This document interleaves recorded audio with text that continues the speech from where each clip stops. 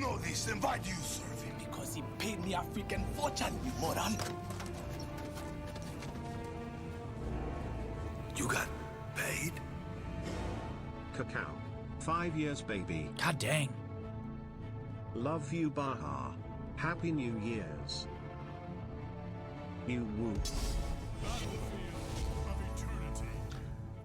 Big Scary Duck, thank you for the perfect timing on your subscription. Thank you for the tier 1 for 5 months. Sorry, for 60 months, but it's for 5 years. God, I said all the wrong things there. Thank you so very much, Big Scary Duck. I love you very much. Thanks for swinging through. And with that subscription, we were able to start the game. See, I was just waiting on someone else to subscribe today. And now that we got that subscription, we are here into the Ravencourt EU in-houses. This is not Meta Madness. We are going to get standard drafts. We are going to get regular bans. We're going to see some Genji. We're going to see some Hanzo, so long as they're not banned away. But these are the EU in-houses for Ravencourt. If you'd like to check out more about Ravencourt, use !Raven in chat. I do believe the command should be in the stream title. Otherwise, I hope you're all having a great day. Thanks for coming through. This is the first map. I don't know how many games they're going to do today, but we will cast a good heckload of them. We're going to start out with Battlefield of Eternity because that is what the bot chose to take us to. And we will have some fantastic friends to showcase exemplary play on this Heroes of Storm map. I find myself in a betting mood, Kappa. Do you? A lot of nonsense in there. Oh yeah, when I moved to California, I had to do, and I got my license and everything for California. You have to do like a 20 or so question quiz. And I guess I could have studied ahead of time, but like the questions were so like simple. It's like, if there's a biker in the bike lane, do you merge? It's like, no, you wait for the biker to pass, then you merge because pedestrians have the right of way. One of the questions was like, it was like a fine question, and I was just like, who knows? Like, it was a fine question with something about, like, something with the pedestrian bike lane, and I forget what it was. But it was like, what is the fine for failing to do this in a pedestrian bike lane? And I was like, I don't know, like, $100. It was like $1,000-something or something. It was ridiculous. So, anyways, Blaze will be your first pick on the side of the Jedi. We got the Sith on the right, who will grab a Hanzo Johanna. Do you merge or kill a cyclist? Well, I remember my buddy got a ticket once in Metro Detroit when we were 16 because he like ran a red or something stupid. Berkeley cops are asses. Anyways, on the back of the ticket it has like all these different other fine types, and running over a fire truck hose back then in Berkeley, Michigan was $750 if you ran over a fire truck hose. I didn't know that was something that you could get ticketed for, but apparently you can. What's up, BRB? Meta Heroes in a competitive HOTS game? What is this wizardry? BRB, are you going to take part in the Banshee Cup?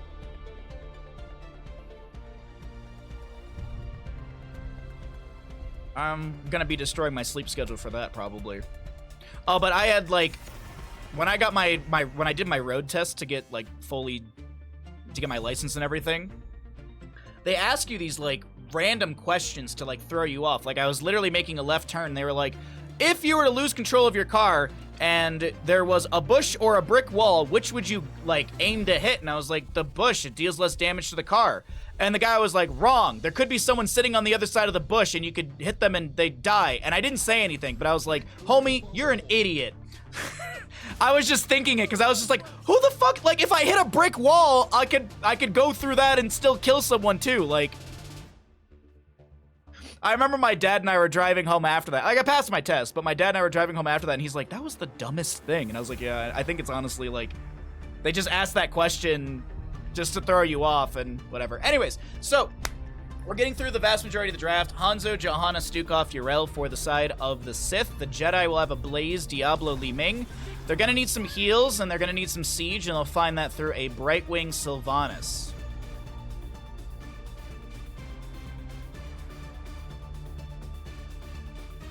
You can stealth in the bush. Stop it.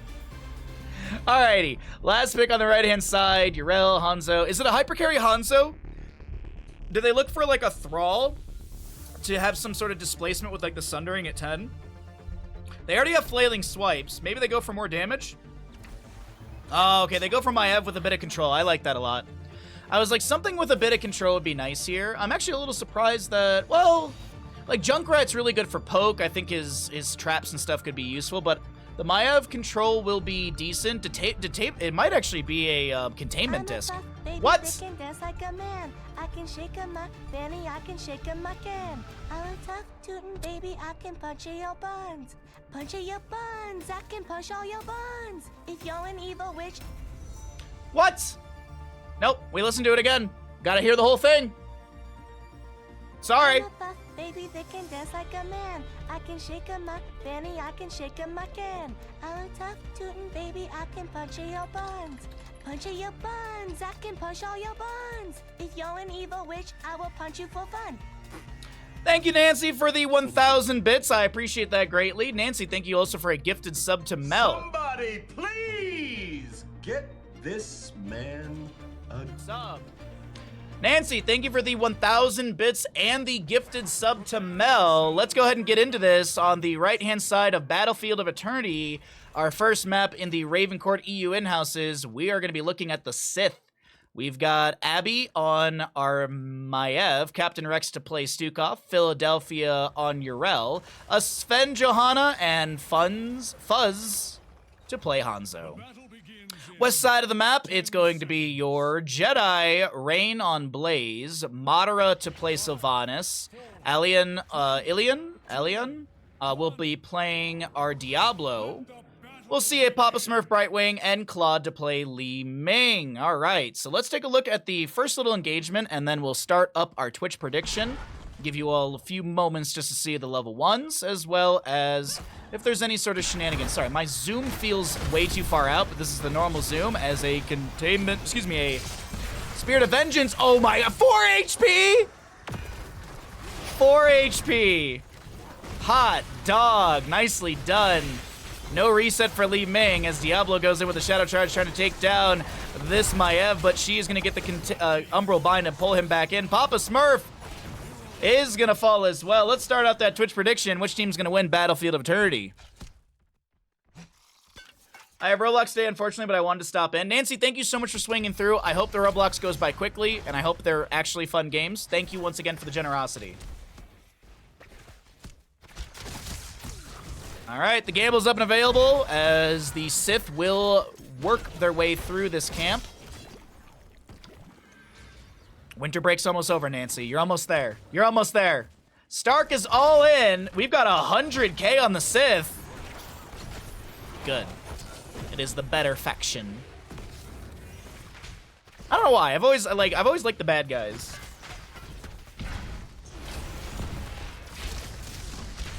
Rain.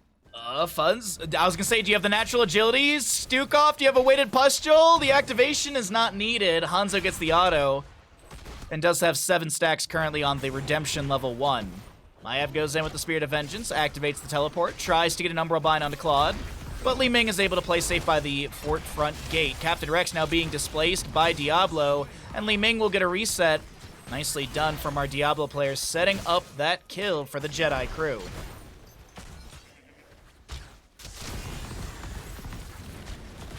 Because free choice and feeling emotion is evil.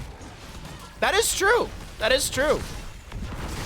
Sometimes the villain in Resident Evil will make their speech, and I'm like, you know, you are kind of right. There's the Resident Evil Death Island is on Netflix.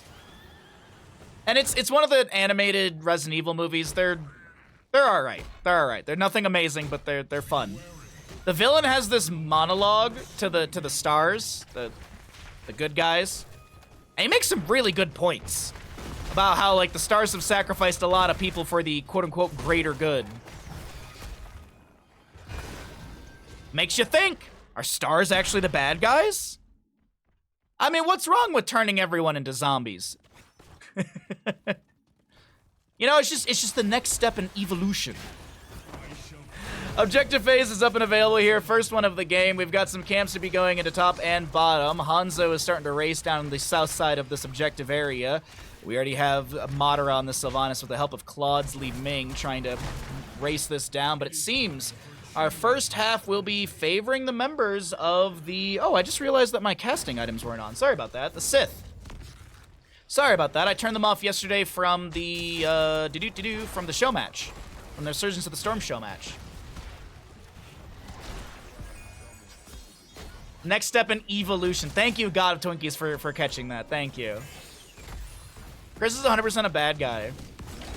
I mean, I don't see Wesker punching boulders. I don't see Miranda punching boulders.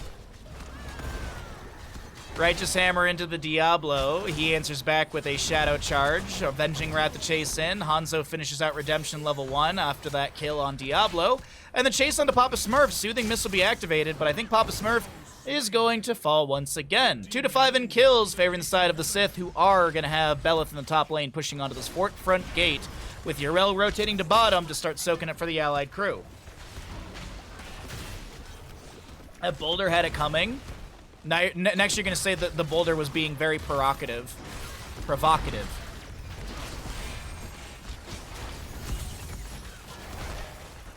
Shouldn't have been so sexually round.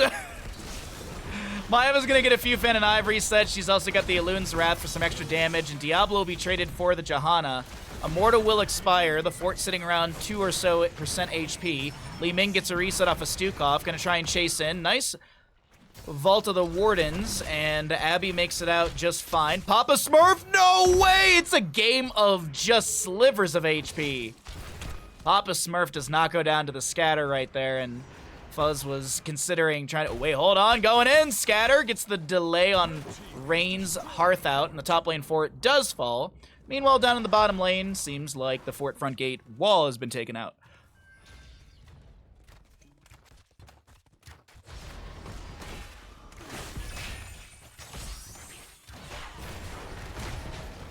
Shadow Charge into Johanna once again. The Lurking Arm thrown down by Captain Rex, but I think Sven may fall. Sustained damage is pretty good. Oh, the Arcane Orb is not going to get the splash damage. No kill right there. Nice Shield Glare thrown back. Does deny the auto attack sustained damage of Madara. And now Diablo initiates once again. This is going to be some damage onto our Maiev, who's going to be able to teleport away with the Spirit of Vengeance. Papa Smurf being chased on the left-hand side by Philadelphia. Avenging Wrath, Righteous Hammer. There's enough damage to take down the Fairy Dragon. Fairy Dragon or Fey Dragon? Fairy Dragon, right? Philadelphia's trying to walk back towards the allied crew. Diablo Shadow charges in, makes a proper mistake with that. Though Li Ming is getting some nice arcane orbs. Unfortunately, it's not going to find any sort of counter kill.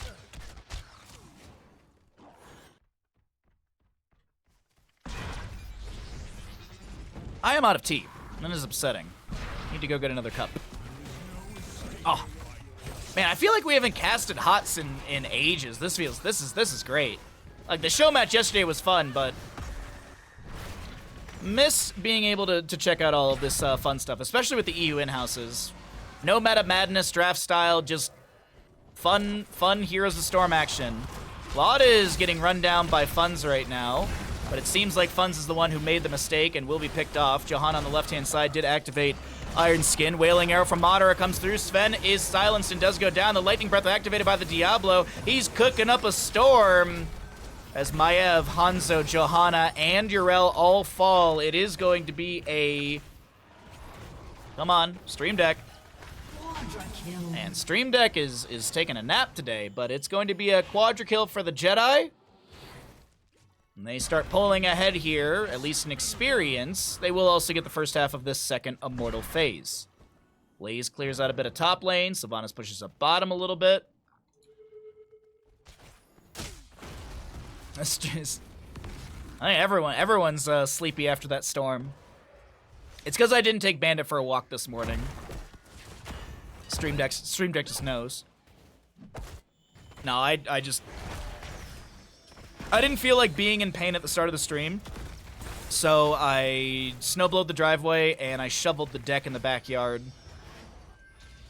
And I seem to be doing okay. Like, no sustained, like a little bit of like throbbing pain today, but not as bad as yesterday. Way better than the day before that.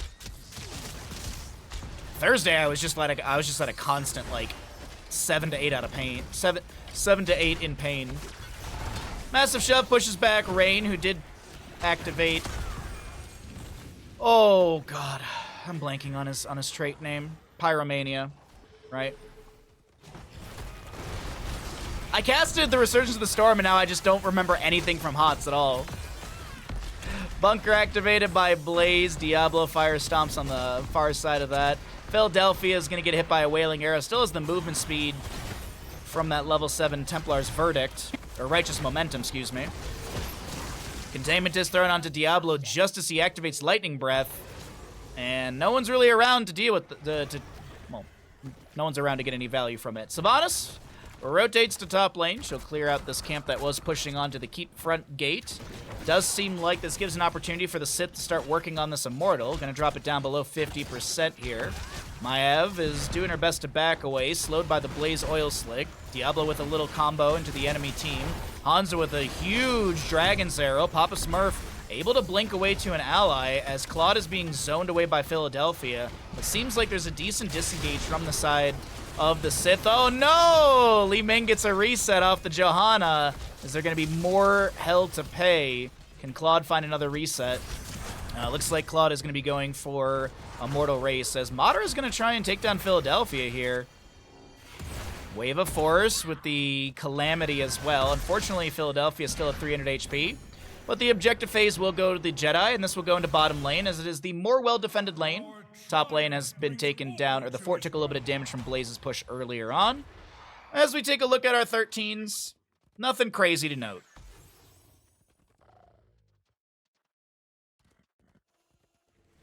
It seems like the Jedi are going to go for a split push here.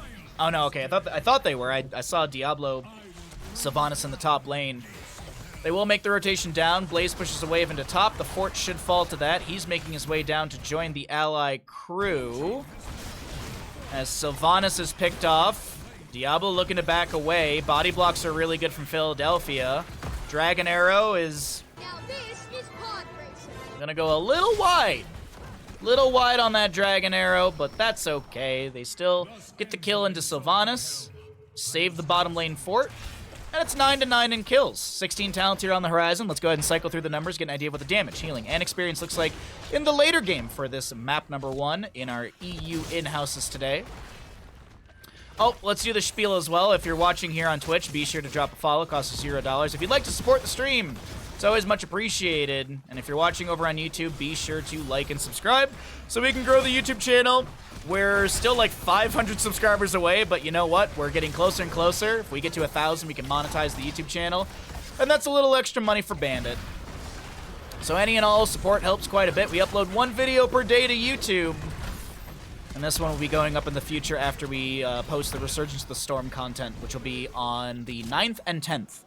Patch notes on the 9th, the show match on the 10th. What is the emotional damage like? Oh, the sound alert? You'll have to activate it and hope it works. Because you know how Twitch does? You know how Twitch doesn't always get the sound alerts right. Emotional damage. Beautifully done, Mel. Beautifully done, Mel. 16 talents here, almost here. Sylvanas clears out a quick wave in top. The Impaler camp, it's got like 1 full HP Impaler. So it seems like we'll just see camps to be grabbed on both sides. Immortals will spawn on the race sides, as you always see the vision for the blue team. Or the setup, so you can see the axes on the minimap. This will be for the blue squad. So race locations for both teams. Hanzo gets an immediate scatter. Nicely done. It's almost like Fuzz has played this game before. What was the overall feedback from yesterday's matches? Oh, like my feedback? I really want a spectator mode, so that way, like, if we do show matches in the future, I have a little bit more control over what we can look at and stuff like that. But that's more of a quality of life thing for me. Overall, I mean, the games yesterday were really, really fun. I don't have any sort of like, oh my god, this person's like OP as all hell. Oh, I thought Hanzo was going to be able to make it out alive. Maev does get picked off as well. Reset City for Li Ming with the help of Madara, as the quadra kill will be achieved through Stukov. Can they take down Johanna? No.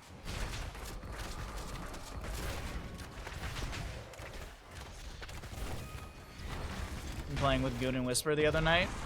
Cool. Nice. But yeah, I mean, like, Resurgence of the Storm, it's interesting, but, like, I don't have any, like, critical feedback, like, oh my god, X and Y is OP. I haven't seen enough to really make an informed decision. Talendar seems really strong. Selendis feels really cool. Like, Selendis mobility is really, really cool. Yeah, I mean, it's really, really cool, and it's completely free, so all you need is StarCraft 2 and to join the Discord and download the little patcher thingy. And StarCraft 2 is free, as we discovered yesterday, so if you want to check it out, by all means, exclamation ROTS in chat. And I believe that'll get you over to their patch notes page, but I think that also has links to the Discord and other stuff. Shadow Charge from Diablo, trying to initiate something here, as the Immortal's going to get some decent damage onto this keep in the bottom lane. Huge heal out from the Brightwing, as Madara did activate Will the Forsaken, I think. Massive shove pushes Diablo all the way back down the lane. The Immortal doesn't take down the keep. Rain on this Blaze is trying to back off, and the Maev Umbral Bind will pull him back to death.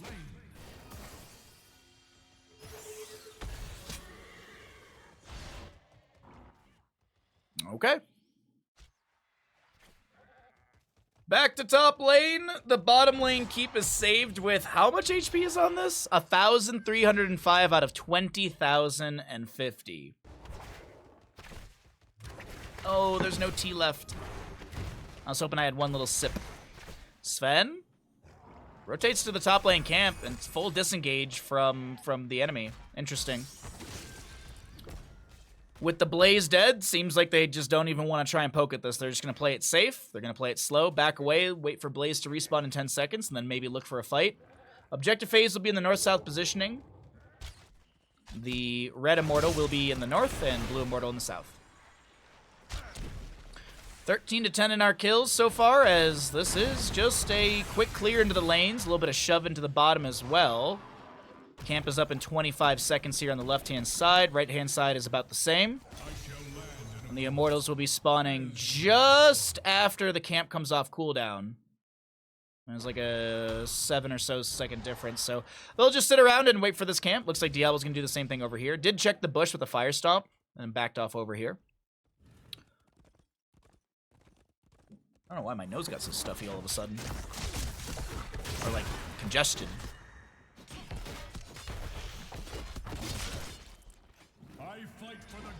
Camp for the top lane in favor of Sith. We have 13 to 10 in our kills. A very competitive map, number one. Slightly ahead for the Jedi when it comes to structures, but kill-wise, of course, to the Sith. Now, late game kills also are going to be pulling in. Oop, that's the wrong button. That's the wrong button. That's the right button. I was going to say late game kills are going to be pulling in some decent experience, and actually we'll see Li Ming fall right there. That closes the gap closer to 20. Looks like Maev is going to push up top lane. Back down in bottom, Yrel was harassing a bit over here, and seems like the healing pathogen comes through, and the race on the Immortal will be beginning for our red squad, while Sven anchors on the far side of this wall. Umbral Bind into Diablo. He gets the phase shift from Brightwing. Dragon Arrow comes through as well. Fan and Knife resets happening here and there. Wailing Arrow shot in by Madara, but it's not going to be enough to dissuade the kill into Diablo. His souls are reset. Li Ming still 20 seconds away from respawn, and this first half, the Immortal will go over to the side of Sith.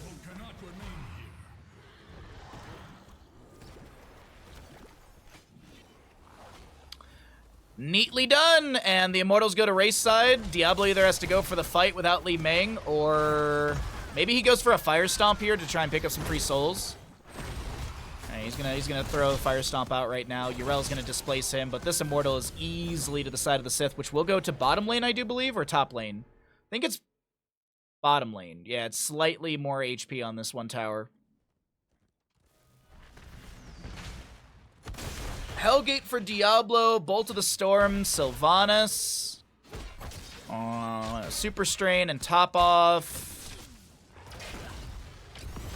Alright, nothing crazy to really note for 20. Talrosh's elements on the Li Ming. See the burn notice for Blaze. No fortified bunker. But it is 13 to 12 in kills. The leading side of Jedi, but right now they got to deal with this Immortal in the bottom lane. 18 minutes into Battlefield of Eternity. Rain goes in with the Jet Propulsion. Says hello to the enemy. Bullseye thrown out by Fuzz here. Drops Rain down to below 50%. Forces the Brightwing to phase shift in. Blaze immediately takes the amount of damage he got healed up by Brightwing. Pops the bunker. Sven throws out a Blessed Shield as well. Huge Umbral Bind. And that will pull Blaze back into death. Hanzo Dragon Arrow followed up by a Bullseye. Hellgate has to be used as a disengage tool. The Immortal is cleared out, but with 2 kills, this might just be map number 1 over to the Sith. Massive shove attempted by Captain Rex. Madara looking to make the big YouTube play right now. Sven just jumping into the face of Madara. Diablo is going to be cleared out. No souls for him to buy back in as he was only at 47. And this is going to be map number 1 over to the side of the Sith.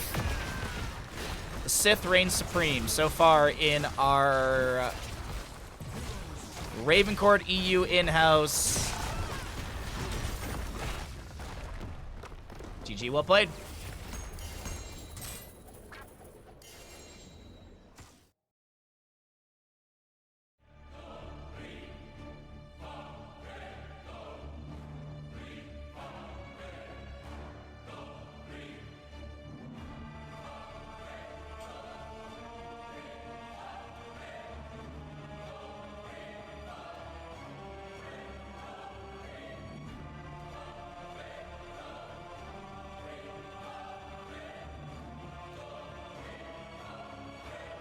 Is it Calamity Li Ming? Yes, it was.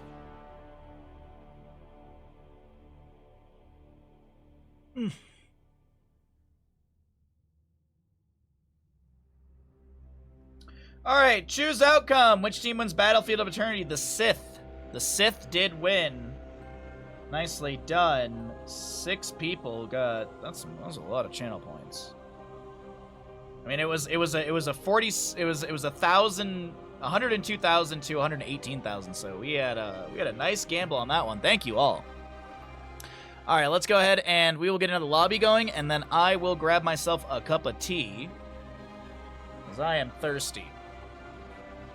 But that was a really good map number 1. It was a really good map number 1. I'm gonna run some ads really quickly. If you get ads, I apologize, but now's the time when we run ads because this is the downtime on the stream when we're waiting for a lobby. So now's a good time to remind you that if you have Amazon Prime, you've got Prime Gaming, and if you've got Prime Gaming, you've got 1 free sub here at twitch.tv/Bahamut Gaming. Get yourself some ad-free viewing, get yourself some amazing emotes, and you can summon the John Cena to go beat up Jeff Bezos. He will throw him into a pool. Jeff Bezos will be on his way out of the house to go to a business meeting with a tuxedo or a suit on, and John Cena just shows up, throws him in a pool. Would you like to do that? Subscribe today.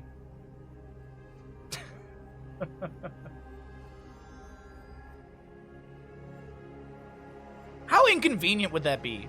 You're constantly about to, you're just about to leave, and John Cena just shows up and throws you in a pool. Every single time.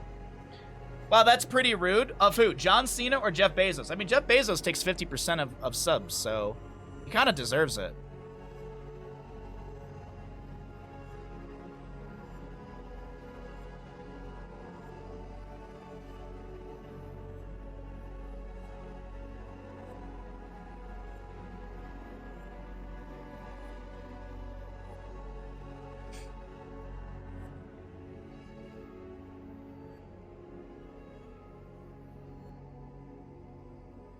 Okay.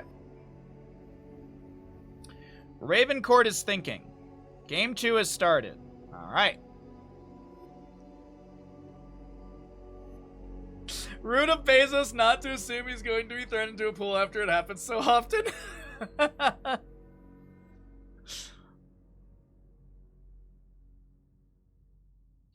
right. I just need this lobby to start so that way I can run and grab this cup of tea. I'm very thirsty.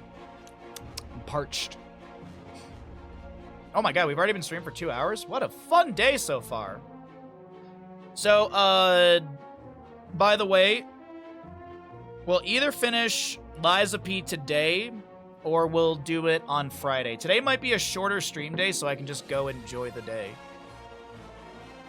I really need a day off. I really need a day off, I'm not gonna lie. I need a day just to chill. You're a slowpoke? That's okay. So am I. Alrighty, so players are joining voice channels, and then we'll get our lobby. Awesome. I probably could have got the tea, actually. I didn't realize it would take this long for lobbies. Not like that kind of sounds condescending, but like, what is that? What was that? It was like some weird audio just blipped. Did y'all hear that? Am I crazy? Am I in a voice channel or something?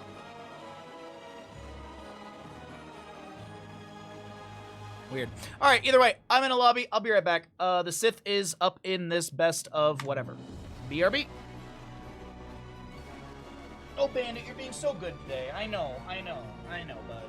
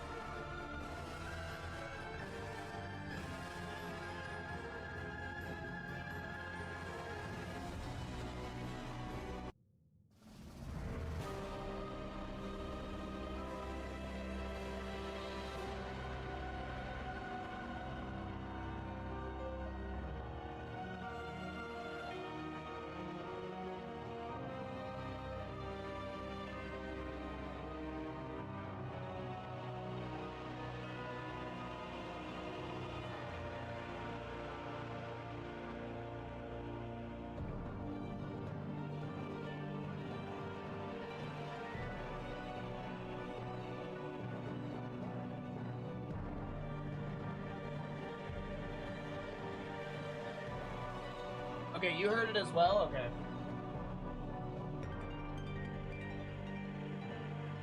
You know what I think it is?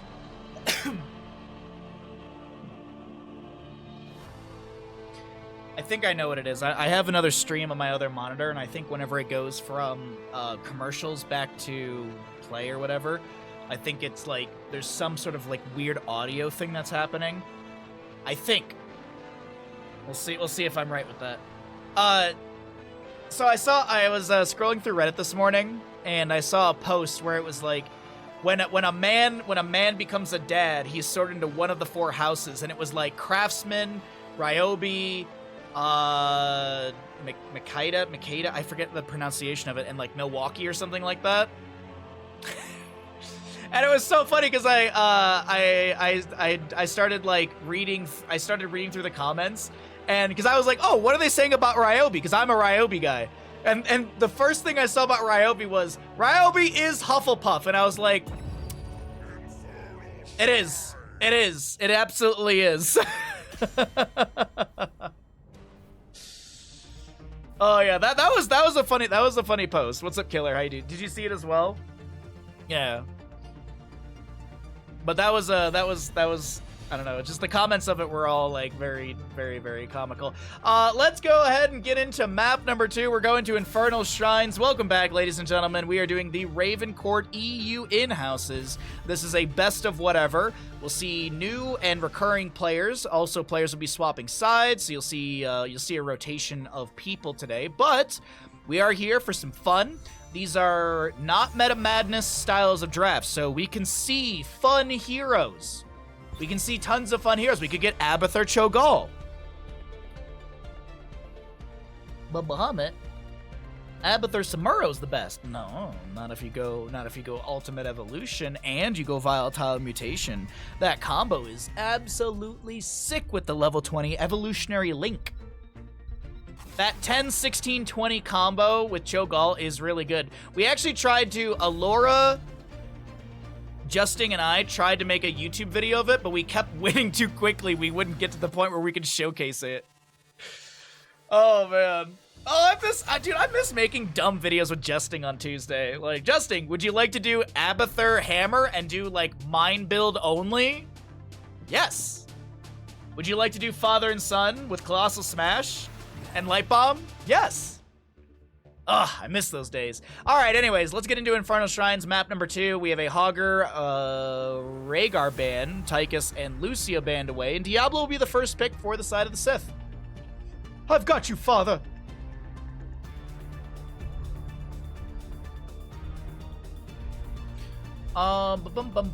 BRB soaking. Moderate Captain Rex. Okay, Captain Rex. Ooh, early Alex? Okay, so will they target ban Alex Straza? Honestly, Alex Straza's Stitches wouldn't be bad here, and then you can flex your last pick. That's what I'd like to see. I'd like to see the Alliance, or not the Alliance. Excuse me. I'd like to see Jedi, if it's not banned away, I'd like to see them actually go into Alex Straza Stitches. It'd be a really good way to hook and well, you can get the Chromie maybe closer to your allies. The Globe combo between Mephisto, Stitches, and Alex Straza is really, really good. No Alex in non-meta madness. People are boring. You know, you make a good point, Stark.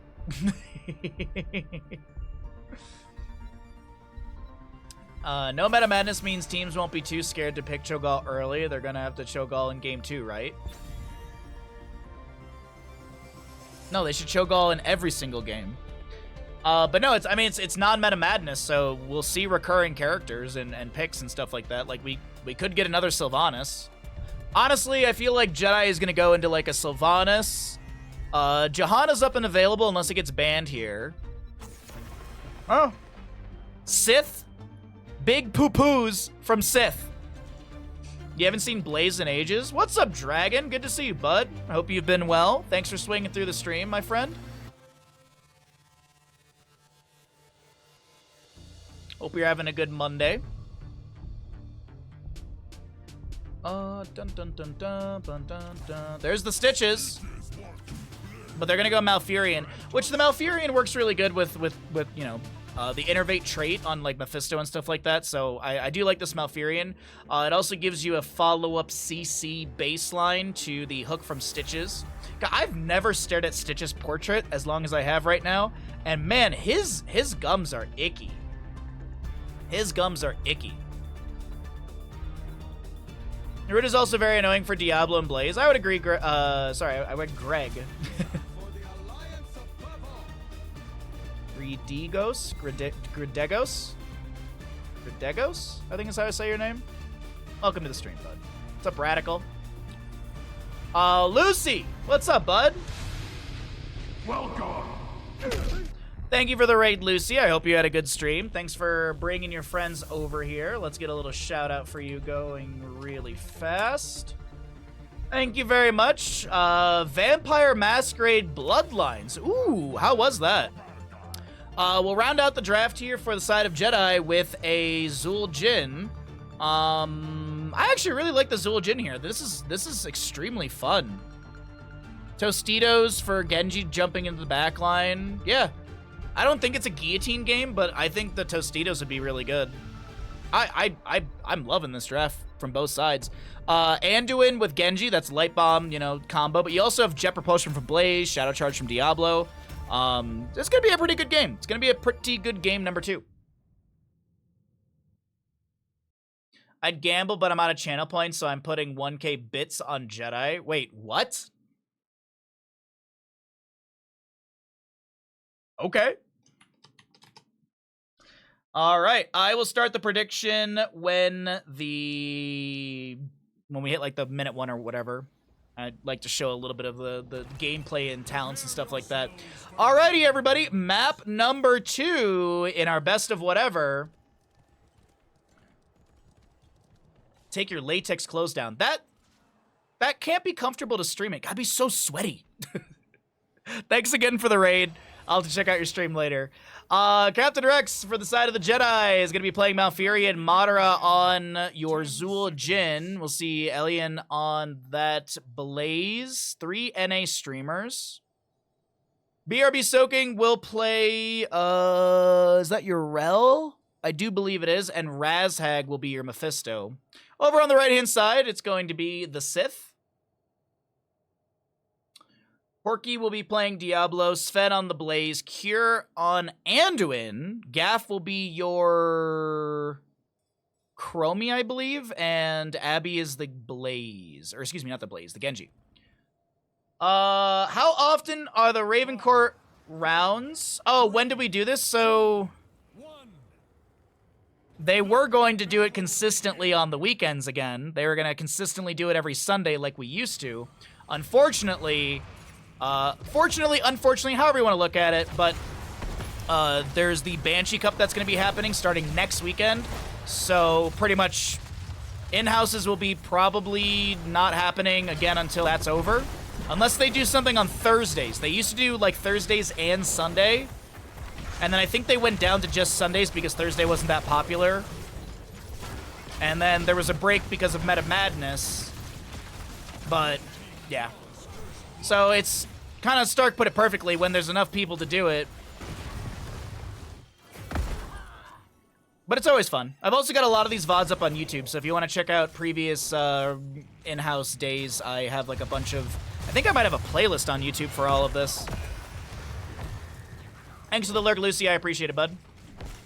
Oh, no miss on the prediction. Just waiting for a little bit of the beginning of the map to happen. Thanks for the reminder.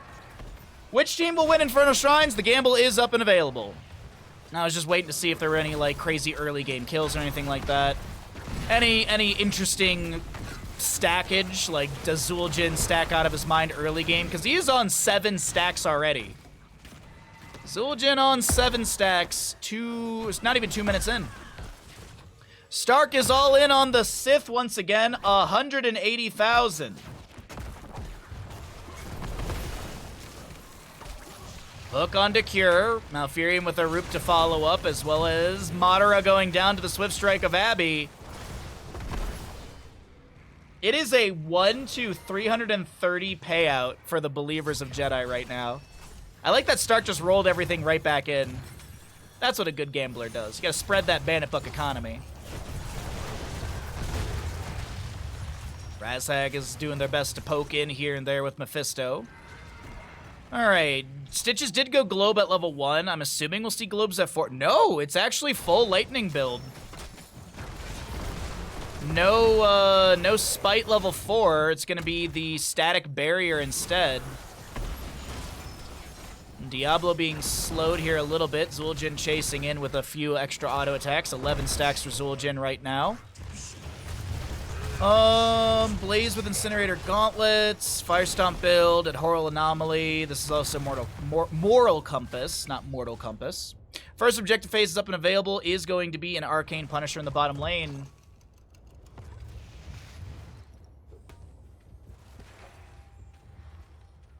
If I leave the casino with money, the casino will go... Wait, if I leave the casino with money, the casino will go out of business.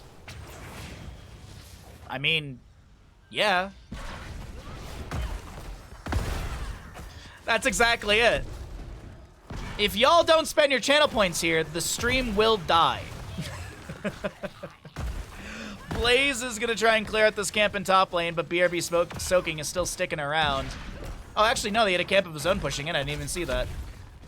A little 1v1 over here. Let's jump back down over to the objective area, because I do see Madara being scooted around on the minimap from Diablo. Porky trying to initiate here, but Madara's able to wiggle their way back towards the well.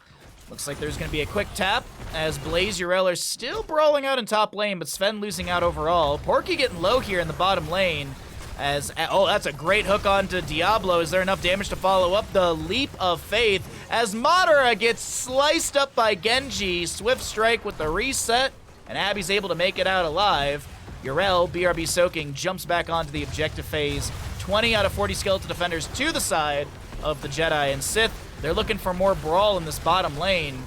Diablo shadow charges in, no wall bang, as we do have a DC onto Philadelphia, which I believe is one of the I believe they were in the observer slot, so it does not mean we're going to get a pause. 35-26 in Skeletal Defenders. BRB soaking low on mana. Jet Propulsion from Blaze as Razhag is able to get the Shade of Mephisto back to a safe location.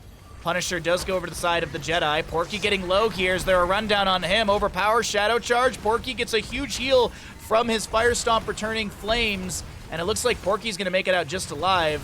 Will our Stitches be punished for this? He gets a huge chomp onto Gaff and stays alive right there. If there was no Devour, no Bite, I do believe Stitches would have fallen. Abby gets the Hearth out. No kill onto Genji. Still 1-3 in kills with the Sith leading in that kill department, but when it comes to Siege on the map, seems like Jedi are doing a bit better in that department.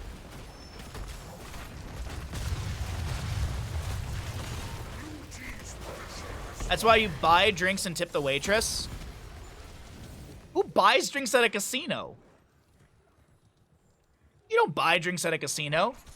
You sit down at the $5 blackjack table by accident with your friends. You play about 3 hours of blackjack, or it was more like 2. You get 4 or 5 fresh squeeze IPAs within that time because you're the only ones in the casino on a Wednesday. And then you proceed to walk up to Mott's Canyon to get tacos, aka the Gauntlet, because it's uphill and you're intoxicated. That happened once. My buddy was visiting from Colorado, and he likes to go to the casino, and I don't mind going. So I went with 20 bucks, took 2 friends as well. We went to an old casino called Lakeside. Doesn't exist anymore. They tore it down. And we sat down at a $20 blackjack table, and we ended up we all put $20 down, and we all ended up playing for like 2 hours. I bought one of my friends back in once, and at one point I was up like $130 or something crazy, and I remember looking at the stack of chips I had, and I was like, but I'm having fun, who cares? I walked away with no money, won. But I had a good time, and it was 20 bucks for 5 beers at a casino. That ain't bad. We also all tipped the waitress like 10 bucks each.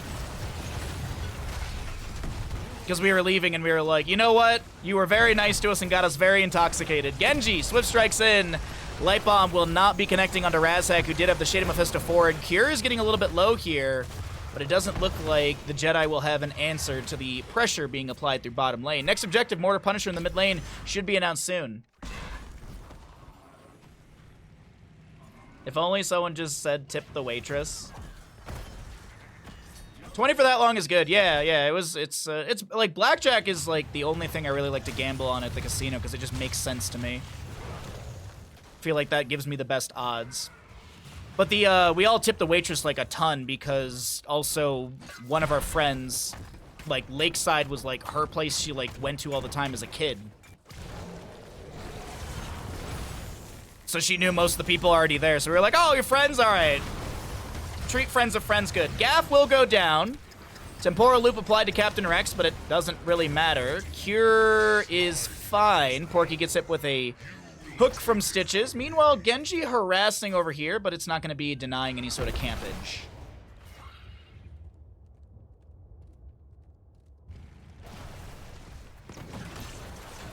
Porky a little bit low here. There's no... Wait, there's the root from Malfurion, but Porky's going to be fine. Zul'jin picking up a few more stacks here. Going to be at 27 currently. That's going to be 140 plus out of 50. 8 autos away.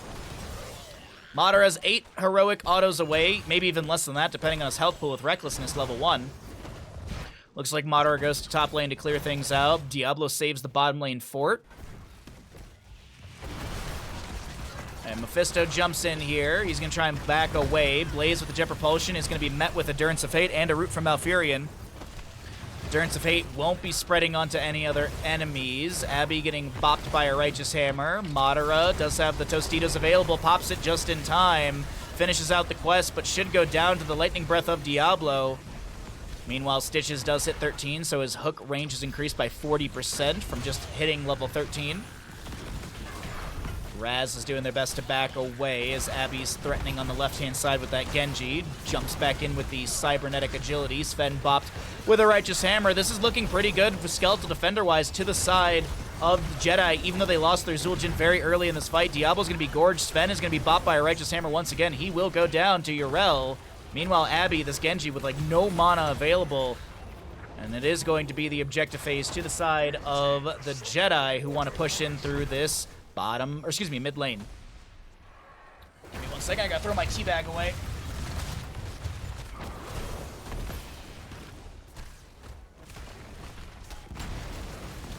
Oh, that's a little more hot than I expected. Ow.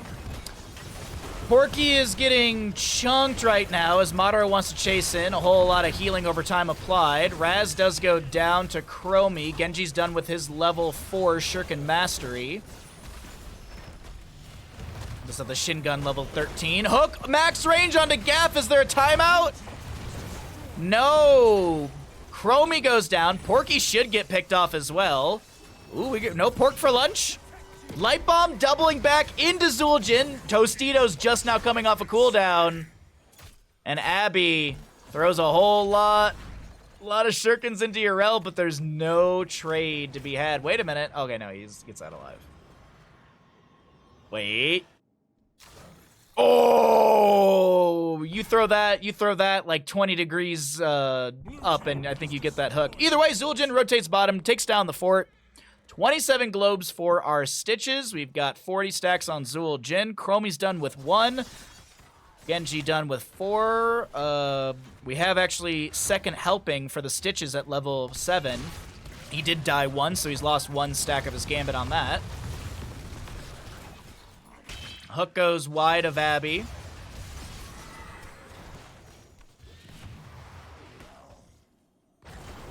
Okay.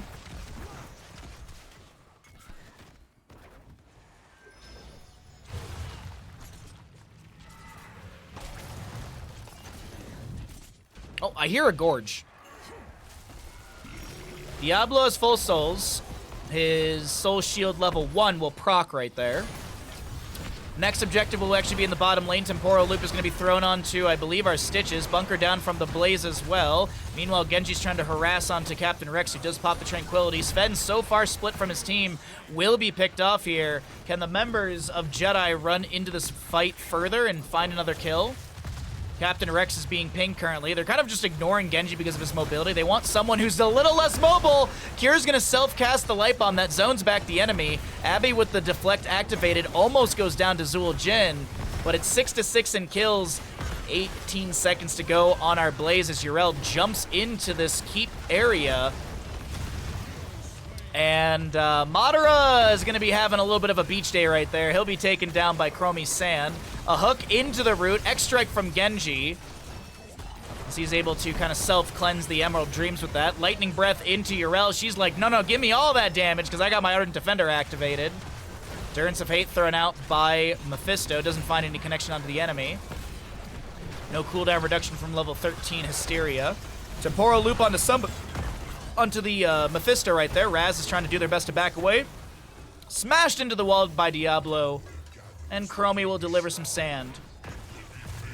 And root onto Genji. He's just going to be, yeah, it's just CC for the disengage. Zul'jin and Mephisto dead. Hook goes long, or actually it's Hook is shy of connecting on anyone right there. But it's 6-8 in kills, and Jedi are looking okay here. Map is in their favor right now structurally. Kill-wise, not so much, but it still is experience in their favor. Later game kills. Seems like with Mephisto dead for the next 12 seconds, this is going to be an objective phase given for bottom. Could be a big turning point for Sith here. That's the one consideration. Sith might have a big turning point here because of this objective phase. It is a frozen Punisher as well. Good siege potential. Yeah. Invade onto this camp over here on the right-hand side. As Madara throws out a little twin cleave, I think that was just to clear out the wave, maybe get some structural damage onto the wall right there. And yeah, they're just gonna take down this top lane fort. Blaze won't rotate up here in time. I think the fort will actually be gone by the time he makes it to this, yeah. And the Frozen Punisher goes to bottom lane, but there's so much rotation to top lane to maybe take down Madara. Genji's gonna be the one to siege. We all know that Genji has the #1 siege in the game. Tostingo activated by Zul'jin. He should go down. He tries to trade into something, but can't find any low health bars. Does pick up a few extra stacks. 48 for Zul'jin right now. And as I said, this could be the turning point for Sith. They're going to take down the bottom lane fort with the Punisher. Looks like top lane's going to be a target as well. Ardent Defender activated by Yrel. As the Temporal Loop will be thrown onto her. Stuck in a loop is the level 20. Light Bomb from Cure actually gets the last hit into Yrel. And there was a rotation maybe to help her out, but it seems like no. It's going to be the call to clear out bottom lane as top lane fort will go down. Bit of a trade here between both sides. Nicely done. Blaze going to soak up mid lane. 20 talents here a little bit closer to the side of Sith. I don't think we've actually looked through the other numbers. Let's go ahead and cycle through those other stats really quickly as 20 talent here is on the horizon. A little bit faster for the Sith, for Jedi. But as I mentioned, Sith is starting to claw back in this map number 2 in this best of whatever. Hook Gorge! There's a route available as well, but they're gonna displace Sven on the far side of the keep, or the fort. Leap of Faith activated. Stuck in a loop onto Stitches. He's gonna get the Tranquility healing. Overpower, Shadow Charge into the wall, route from Malfurion. As Blaze drops down a bunker, a hook will not connect into any enemies as the bunker does block some of that damage. Anduin with a few heals here and there. Cure keeping the allies healthy, but it looks like mana bar for Genji's a little bit low. He'll hearth out completely. 20 talent tier is here. We'll take a look at those stats, or those talents, in just a little bit as we still have to cycle through some other statage on the bottom of the screen for you all. It's a Nailbiter. What's up, Melt? I think I saw you earlier, but welcome back again. Nailbiter indeed. Structurally, the advantage is to the side of Jedi, as they still have their mid lane fort. Kill-wise, Sith is starting to, as I mentioned, starting to put some kills up on this board in the late game, 6 to 10 in kills. We'll see the Amani Resilience. We'll have Mimicry. This is going to be Gas Bag, a Lunar Shower, Seraphim. Censure for Anduin level 20. We've got the Living Weapon Genji. Blaze holding 20. Stuck in a loop for Chroma, you already saw. Hellgate for the Diablo. Genji, Swift Striking away. He's going to have to use that X-Strike here.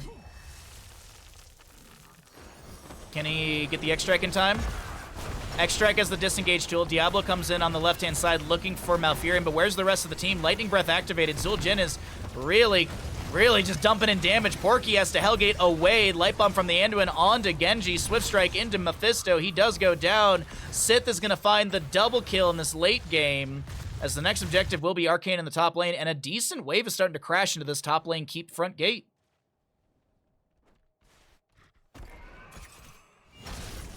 You're meandering.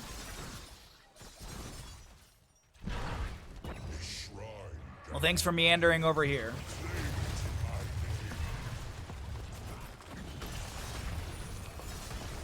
$52 stacks for our Zul'jin, currently 75,000 heroic damage on Chromie, about 61,000 for Zul'jin. Hook goes to the side of Gaff, no hook onto Chromie as this Arcane Punisher is going to be started out by the Sith. 14 seconds to go on Malfurion, 16 on Mephisto. How will Jedi deal with this late game momentum shift? Need to find a way to get back into all of this. They had some strong early game start.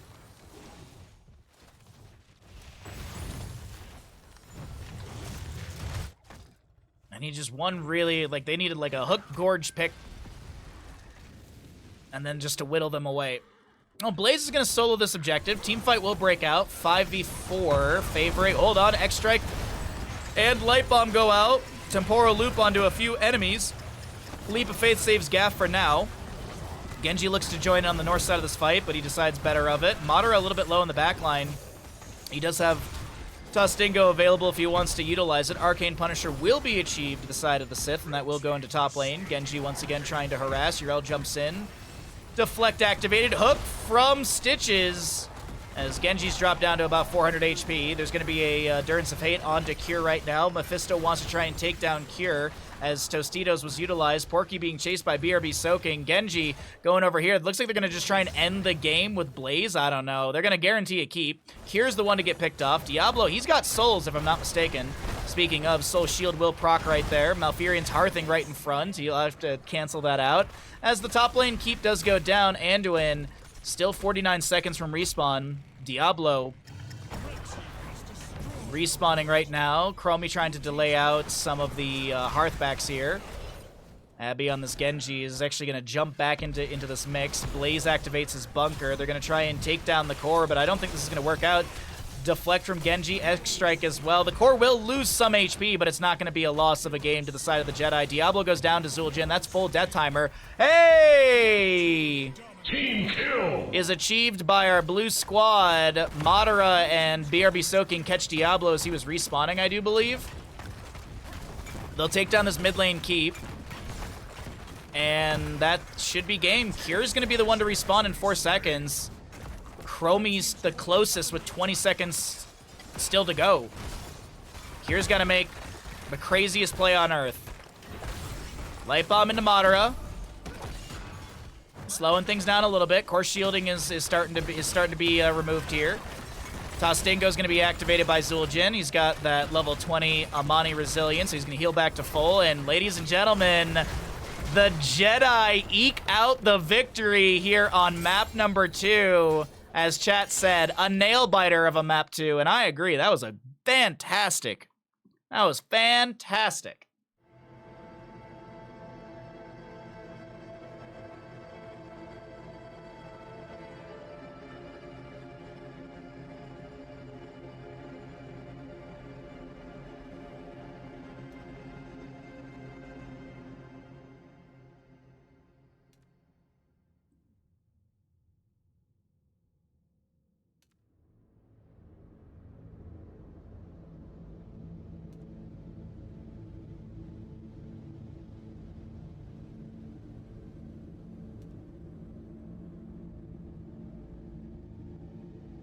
Just so you know, Baha, you have enough for sock. Oh boy. Oh boy. My favorite redemption.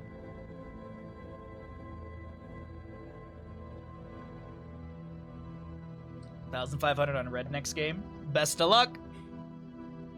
Alright, back over to Bandit and I. Let's go ahead and update the score and really quickly remind you before we run some ads that if you have Amazon Prime, you've got Prime Gaming, and if you're enjoying the stream and you want to watch the stream ad-free, also push up our sub goals, support the good boy that is Bandit, and also I have a deal with the John Cena to show up at Jeff Bezos' house and we'll throw him from the second-story balcony into a pool out of nowhere. Jeff Bezos could be having coffee in the morning, having a wonderful day without any John Cena harassment, and then John Cena will show up out of nowhere because you can't see him and throw Jeff Bezos from the second-floor balcony into a pool. Would you like to harass a billionaire today? Be sure to Prime now.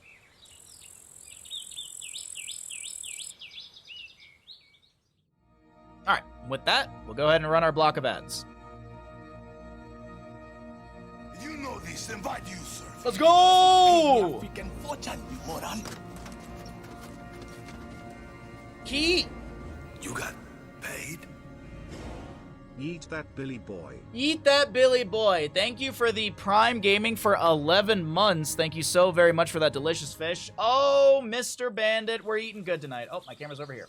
Oh, Mr. Bandit, we're eating good tonight. This is going to be a delicious fish. Thank you so very much for the Prime Gaming. Thanks for using that here. What does it look like seeing John Cena throwing Jeff Bezos into a pool? Does it look like Jeff Bezos levitates and gets launched into a pool? Yes. But John Cena has these really cool, like if you hang out John Cena enough, he's got these really, really cool like 3D type glasses that you wear. And you can see him when you wear those glasses. So John Cena has like, it's like, you know those, like the glasses, the sunglasses they give you when you go to the eye doctor?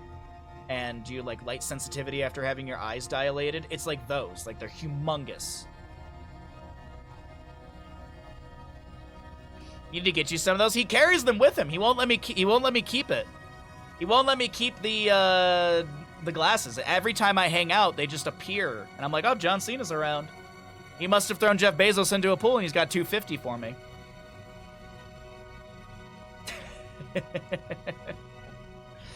All right, I kind of need to run to the bathroom, so I'm just gonna do that. I'm just gonna do that. I need to run to the bathroom. I'm in a lobby. I'll be right back. Ads are running. Let's get going.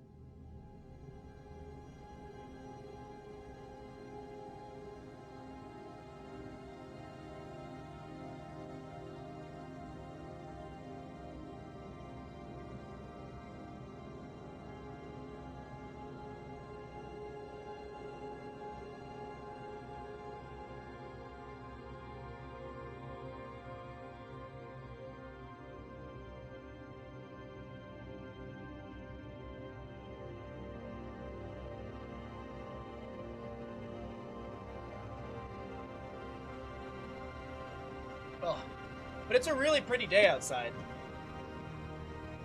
It's a really pretty day outside. I'm hoping that the plow will be will have come by the time I'm done streaming, so that way I can take Bandit for a walk. Because we didn't go for one this morning, and he's doing good, but I'm sure he'd be happy to go outside and go around the block.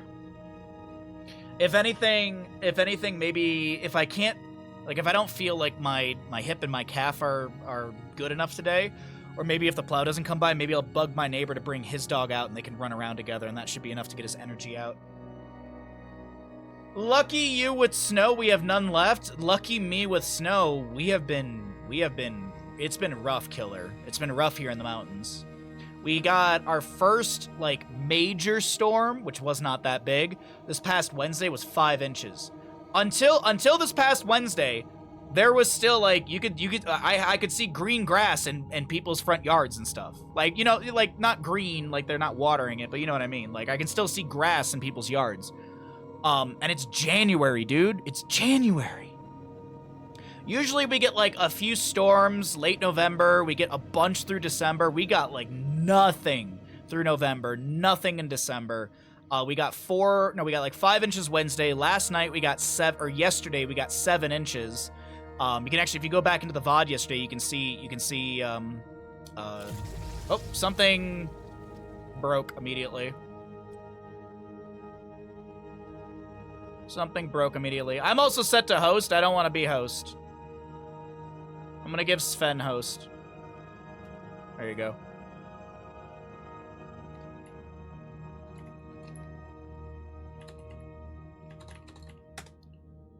All right. I wrote 7. I wrote 7, not Sven.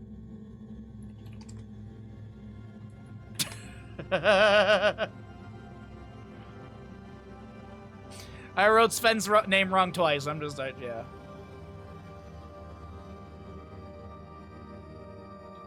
All of you is good enough, not just your knee and hip. Thank you, Dragon. I appreciate that. Thanks for putting a smile on my face. Yeah, no, I had some, like, calf issues. I think I slept weird or something. I didn't, like, get super drunk and fall. I didn't really get that drunk over New Year's or New Year's Day. But I think I slept weird. Like, I don't know. I think I just slept weird, and it's felt like for almost a week straight, it's felt like I've had a permanent Charlie horse in my left calf. And it's just a time thing. Like, today it's the best it's felt. So it's getting better, but I skipped going for a walk today because I think that was just making it worse. Also, I need to snow blow because we had a bunch of snow last night. All right, welcome back, ladies and gentlemen, into the Ravencourt EU in-houses. This is not Meta Madness. We can see fun heroes because this is a good time. We've gotten about 3 to 4 inches fall, not accumulate. Oh, wow, that's not a lot, killer. That's not a lot. Does it help the stream in any way if we spend/gamble more bandit bucks, something in the algorithm? I don't think so, Becca. Not to my knowledge. But the bandit bucks is just fun. It's just a fun thing. Not directly, but participating in the channel is always good for community engagement. Yeah, like, I would say, like, typing in a Twitch channel is better for the algorithm than spending channel points, I believe. Nazebo, Sylvanas, and Zagara for Tomb of the Spider Queen. You think so? Oh no. Oh, I thought it was like 3 or 4. You got points. You didn't even get a whole inch. You got 3/4 of an inch. That's like 3/4 of an inch. That's like that much. No, 3/4 of an inch is like that basically.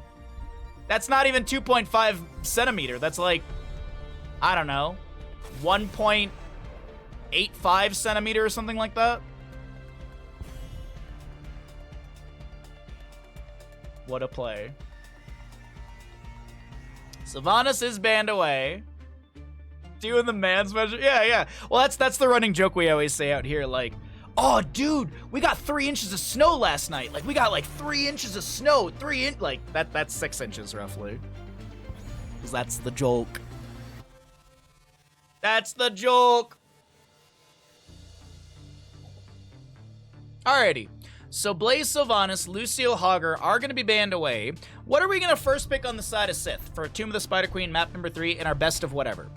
As a reminder, I've said it a bunch, but I'll keep saying it because I think everyone just kind of assumes that if I'm doing EU stuff, it's Meta Madness. This is not Meta Madness. This is just in-houses for EU, so all heroes are available, except obviously ones that are banned. There's no reoccurring, like, you pick a hero, they can't be played. Maya was played in map 1, she's been played in map 3 now. So, either way. That's the joke.jpg. That's the joke.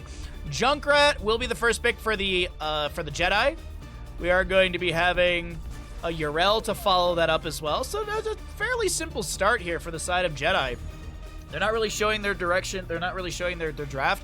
They could go into a control composition. They could be looking like a lot of displacement. They could also be looking at a dive composition. Like, yeah, Junkrat doesn't really dive, but Yrel jumps in. You've got poke damage from Junkrat. Maybe you see a Gray Mane paired into there as well. We'll have to see. But right now, a good wave clear from the solo and a good hero in the rotations and Junkrat. Samuro Johanna, is there a concern for Abathur? Is this a snap Abathur ban?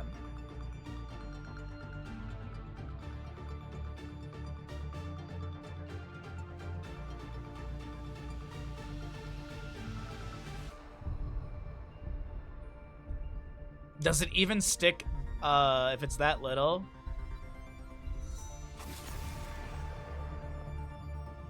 For all the time I spend here, I've missed that until now. What?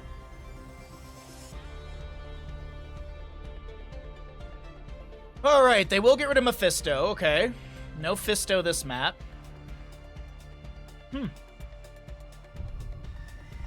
Why Mephisto? Oh, I guess Samura's probably going to be solo lane, so...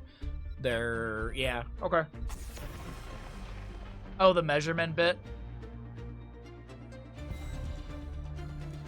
Feels like a bit like a Sith lineup, to be honest. Rhaegar is... I mean, Maev, Samuro, Johanna. Yeah, I can see it. I can see it. I like it. Oh, excuse me. My phone's not on silent. Apologies.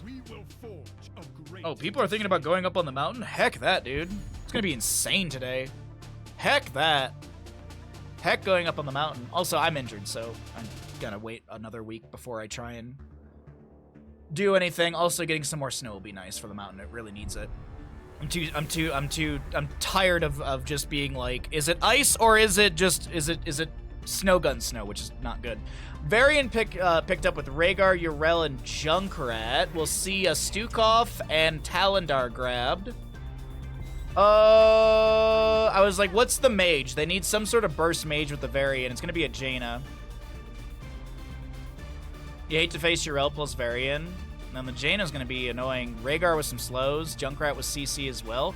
The Jedi lineup is pretty good. Unfortunately, Sith has only drafted 4 heroes, so we'll see what they do with that.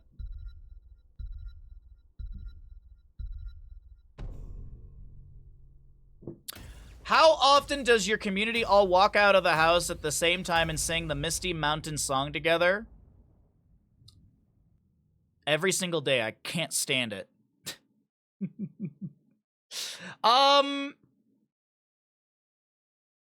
I'd say, like, if one person's outside with their dog, other people will start showing up. Especially if you have a beer in your hand. Like, that's like the universal, like, in our neighborhood, if you have a beer and you're outside with your dog, that is like the universal, come hang out.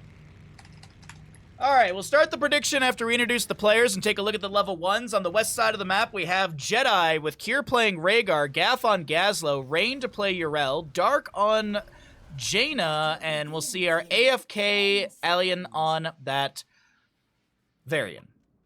To the east side of the map, we are looking at Sith. It is Razhag on the Dragoon.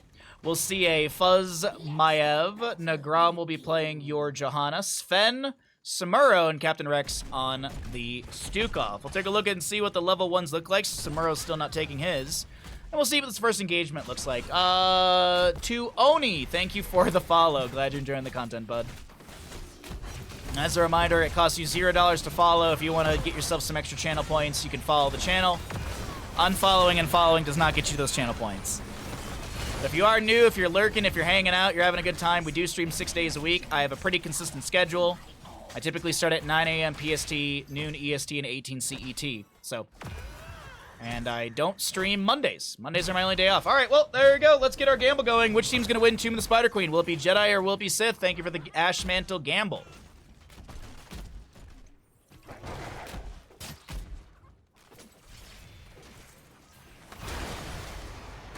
Okay. The old dog and beer? Yeah, dog and beer. Dog, not dog and bear, no. Bears drink wine. Bears drink soda, actually. Our bears actually have a sweet tooth, I've been told. Because of all the tourist stuff that they can get into. Our bears just drop out of trees at you? Oh, that's terrifying. We have brown bears here. Some of them, like, their coats do look black at times. No, we have black bears, but sometimes their coats look brown. That's what I always mix those two up. But we have black bears here, so pretty much the motif is or not the motif, but the saying is, if it's brown, lay down. If it's black, you fight back. And there's been a morning where I was walking Bandit, and there was a bear trying to get into a garage, and I was like 10 feet away from him, and he started moving towards me with purpose, is what I like to say. And I literally just, like, Bandit was still on leash, like I put Bandit between my legs, and I made myself big, and I made a bunch of noises, and the bear turned around immediately. Like, he was, like, moving towards me with purpose, and then I started making myself big and making noise. And he's like, oh, wait, never mind. No, just kidding, bud. And the crazy part about that, like, my heart rate didn't go up. Like, I was like, this is just a Tuesday. First blood will go over to the side of the Jedi as they managed to take down Maiev. Well, the gambles got real small all of a sudden. Now that Stark isn't putting everything on the line because he's out of channel points, looks like the gambles have dwindled. That's okay. Appreciate everyone taking part in it, or whomever is taking part. Way of Illusion, Samuro, level 1 at 18 stacks. We've got 7 regeneration globes, 8 regeneration globes for the Jaina on her Fingers of Frost, 791 damage on her improved ice block. Pinned down level 4, 0 stacks currently. Johanna with the subdue, hasn't found any sort of subdone. And Junkrat will find a free kill. Nicely done. Varian comes in with the taunt, and the burst damage is enough to take down Phoenix.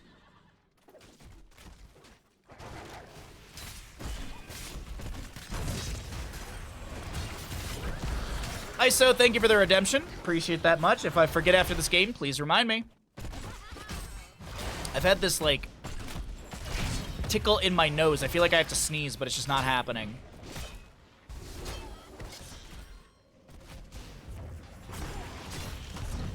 You have to reserve your channel points with a good boy. Oh, I appreciate it. Thank you very much, bud. We'll do that after this game.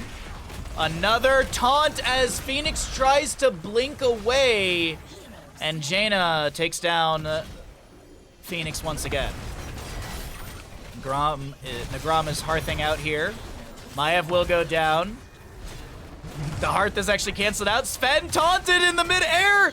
Oh my god, that feels bad. Nagram steps out trying to get all of these gems, and will be able to do so. There was a lurking arm underneath this Varian. He almost goes down.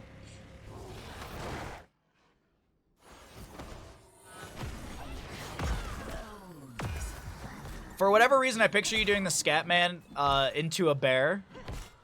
Honestly, that would probably be a good idea with brown bears or black bears, because it would be a lot of random weird noises, and that would probably freak them out. Black bears are very, very skittish, especially around here too. Like, they're around enough people where they're like, nope, no thank you. Brown bears you gotta be afraid of, but we don't have brown bears here. We've got coyotes, and I've been told we have foxes, but I've yet to see one. I've seen what I thought was a fox one morning, but like it disappeared.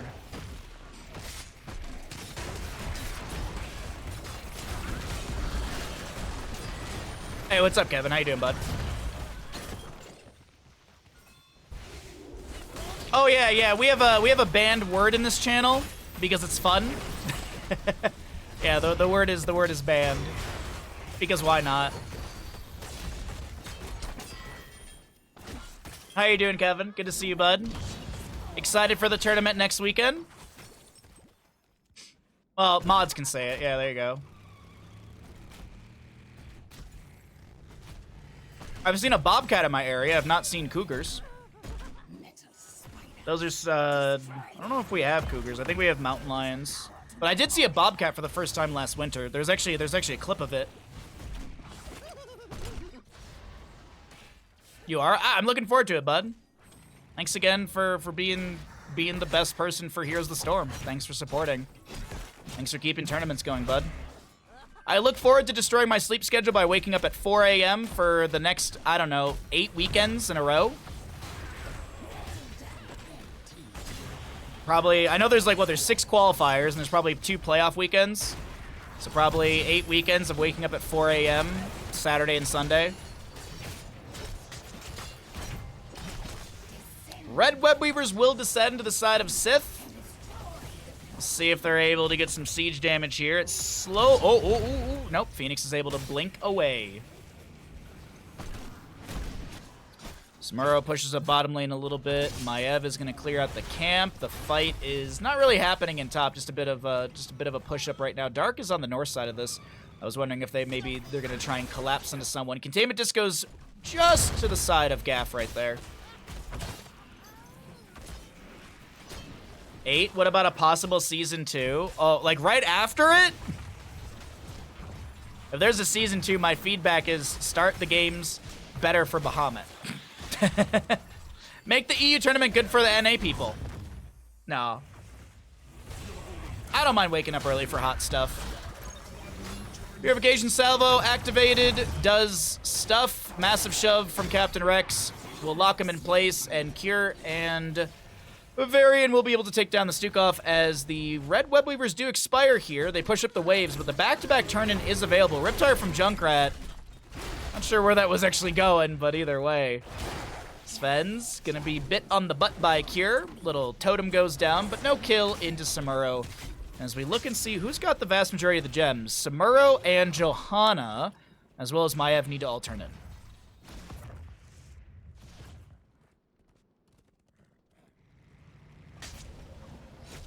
Actually, both teams have an available turn in here. 55 out of 55 available to both sides. We'll see who's able to get it in first. Jedi's got 6-1 in kills and 13 talent tier advantage. They might be able to kind of bully their way into this turn-in. Speaking of Kronk Dance, I really want to rewatch Emperor's New Groove.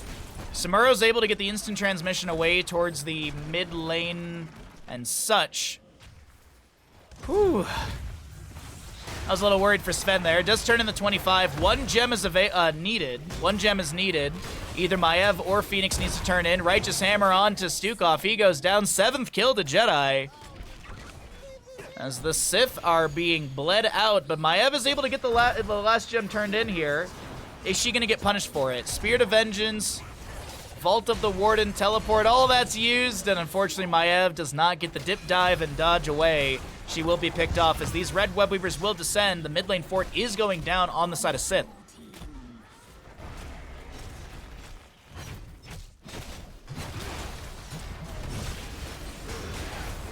Shattering throw from the Varian makes sense against the Phoenix and the Johanna, actually. Salvo goes out. Jaina gets the kill into the Johanna. Salvo dealing no damage. Murel jumps into bottom lane to try and clear things out. Sven with a couple autos. Did finish out as level 1. Jaina level 1's done. The Stormcaller Rhaegar is at 174 stacks out of 300, so a little bit over 50%. Massive shove onto Dark here, tanks a tower shot or two. Some assist pings are called out, but now Dark rotates back into the team fight, looking for the last auto onto Sven, but the Umbral Bind is going to force the improved Ice Block to be activated. Kira gets a self-cast of the Ancestral Heal as the Containment Disc does expire. Phoenix is the one to go down. Funds gets the Vault of the Wardens away. Samuro will be picked off by the Varian. He drops a whole heckload of gems, and all that's left is a lone Johanna, and the Webweaver in bottom will be cleared out here. It does take down the fort, but once again, Jedi coming out on top with a 13-1 in kills. They've got an available turn-in. They could look for the Johanna kill here as well. Stukov has respawned. Junkrat's already starting the objective. Blessed Shield will be thrown out, but Johanna does go down, and technically that was a... Technically it was. There were some respawns, but we'll count it for chat.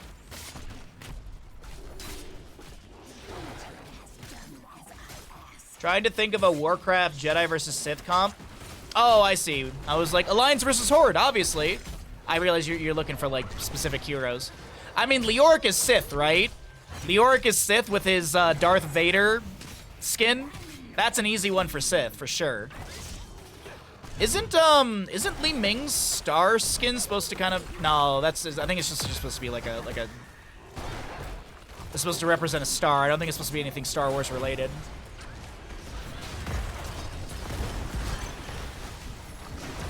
Salvo goes out once again. No kill to be had. Nagram is deep into the enemy team trying to find something. It won't work out. Johanna's dead for the next 30 seconds. Boss plus Webweaver pushing into the top lane. This might be the beginning of the end right now. Funds is going to be targeted by a charge taunt. There's a Riptire right next to her. And Maiev does go down. Rain playing to the far side of the keep here. So is Junkrat, Cure, and Varian. It does look like with Keep going down, the Webweaver's still healthy. Boss above 50%. This is going to be map number 3 in a dominant 16-1 in kills, but also 12 minutes and some change. Not bad for our blue squad, as Phoenix is going to be targeted by Varian. They say, you know what, let's just go core. Samuro taken down. It's 17-1 in kills as we wrap up Tomb of the Spider Queen. 12 minutes and 20 seconds. Dominant. I feel like there's a better word than dominant. I feel like there's a better word than dominant.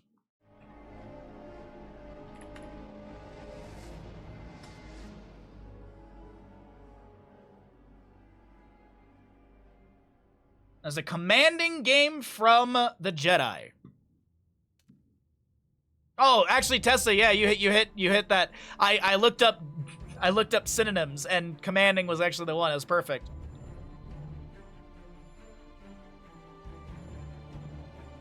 Baking pancakes, making bacon pancakes. Take some bacon and I'll put it in a pancake. Bacon pancakes, that's what it's gonna make. Bacon pancake. Blind gambles occasionally don't always sometimes work out. Occasionally don't always sometimes work out. Dragon, thank you for the 1,500 bits. Thank you for the bacon pancakes. Can we listen to that again? Bacon pancakes, making bacon pancakes. Take some bacon and I'll put it in a pancake. Bacon pancakes, that's what it's gonna make. Bacon pancake. Solid. Blind gambles occasionally don't always sometimes work out. Thank you again, Dragon, for the 1,500. That is very generous of you. Thank you, thank you, thank you. I have not forgotten the Bandit Redemption. I have not forgotten. Choose outcome. Which team wins Tomb? It was the Jedi in a commanding 17-1. Alrighty, let's go ahead and get rid of that. Let's get ready and wait for our next map to begin. And while that's happening, Mr. Buds... he's got a lot of energy, I can tell. What is the sub goal? It's for March movie night. So double March movie night in Discord. I do, we have like little sub goals for every month, like Baja Ross and stuff like that. So this is for our March movie night in Discord. We're gonna be watching, so this month we have Scooby-Doo 2002 on the 12th. The 26th is Monty Python Holy Grail. In February, what are we watching again? I thought I wrote down the ones in February. In February, we're watching Cloverfield and something else. In March, we're watching Galaxy Quest and something else. We haven't chosen those other ones. But thank you again for the redemption. Who was that again who redeemed? Was it ISO?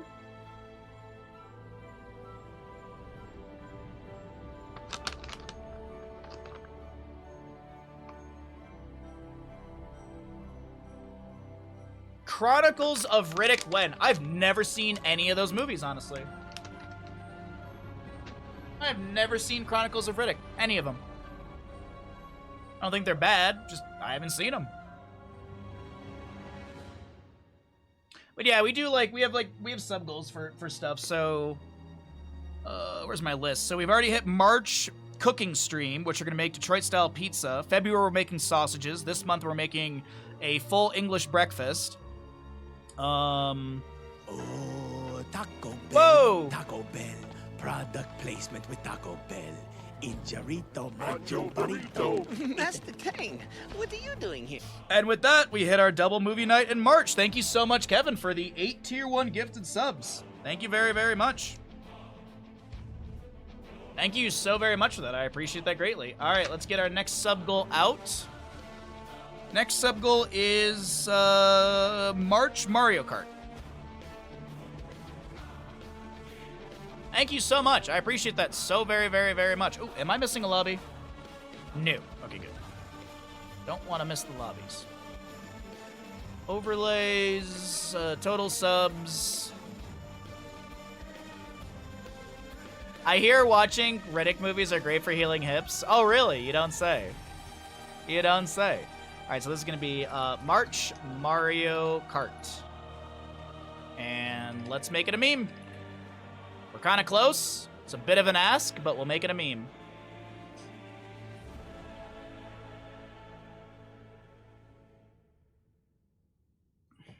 Oh, I need a... It's noon already? When did it become noon? What's up, Kagiri? How you doing, bud? Sorry, I was like, ooh, do I want another cup of tea? And then I look over, it's noon. I'm like, I gotta have a beer. We can do a little bit of beer casting. Time flies. I do when I'm casting, I have such a good time. Like time does not drag when I do casting. Time does not. The only time that time drags is when you're in these moments, when you're just waiting for a lobby and filling time. Like this is when it's just like, when is it gonna happen?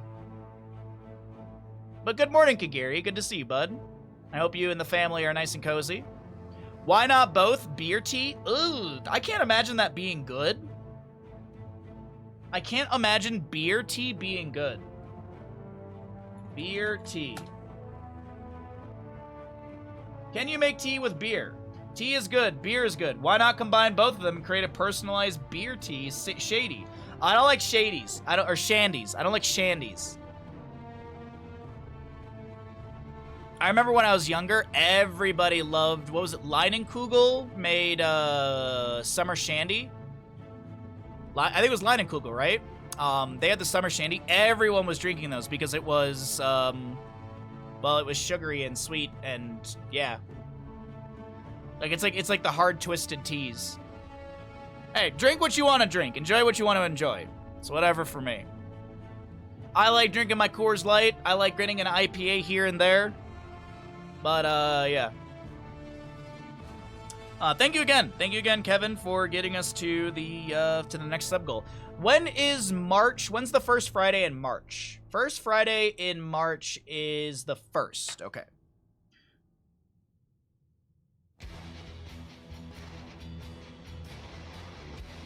What's up, Shadow? How you doing today, bud? Laughing Panda Green Tea IPA is a thing. That is a mouthful of words. Laughing Panda Green Tea IPA. Going to Untapped.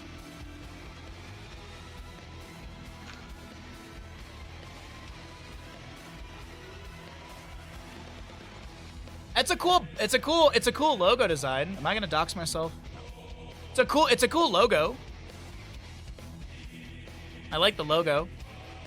I'd try it.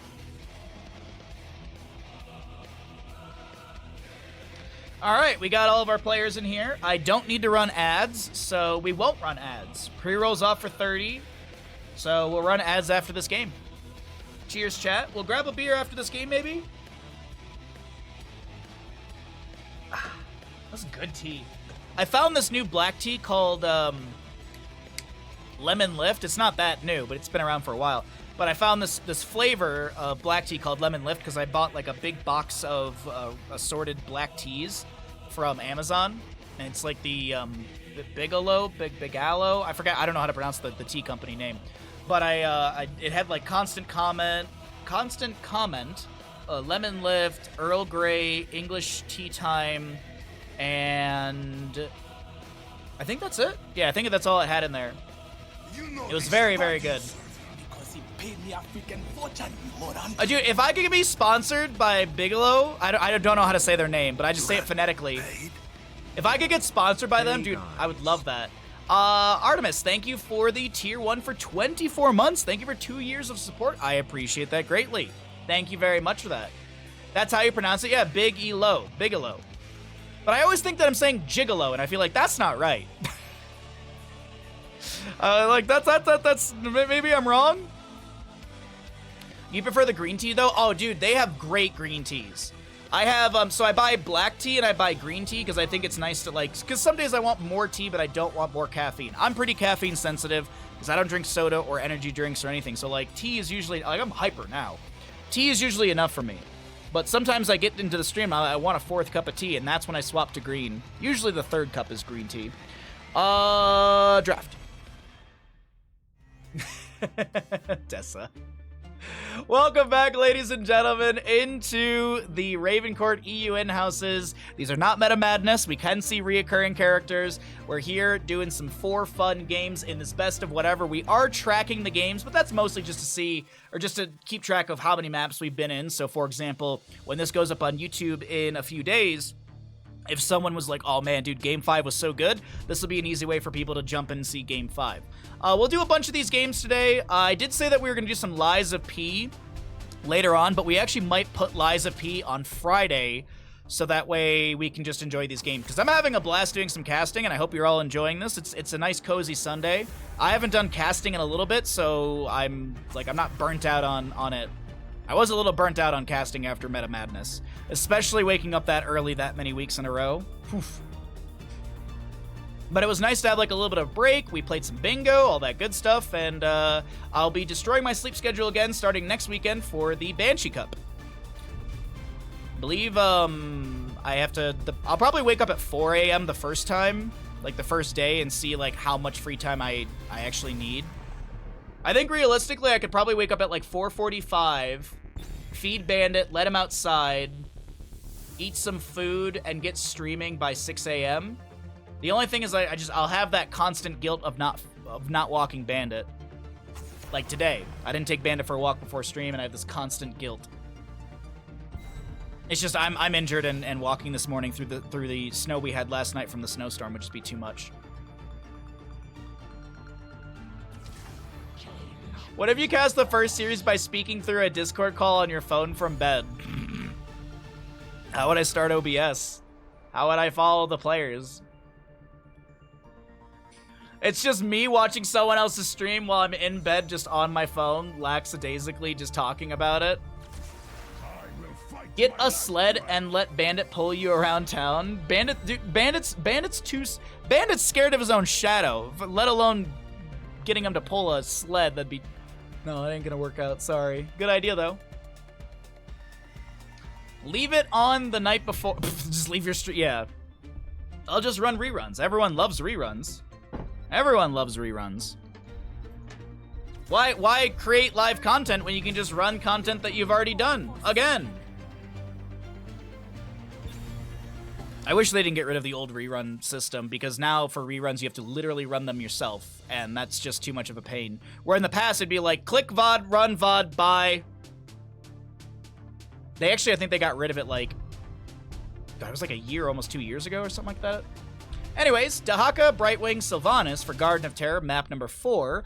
Rhaegar, Junkrat. We've got the Jedi versus the Sith as our sort of meme names for these teams. We are going to see reoccurring players. We'll see new players. We'll see players swapping sides. These are not formulated teams. As I said, these are in-houses. So the teams, the players, they'll all shuffle up every single game.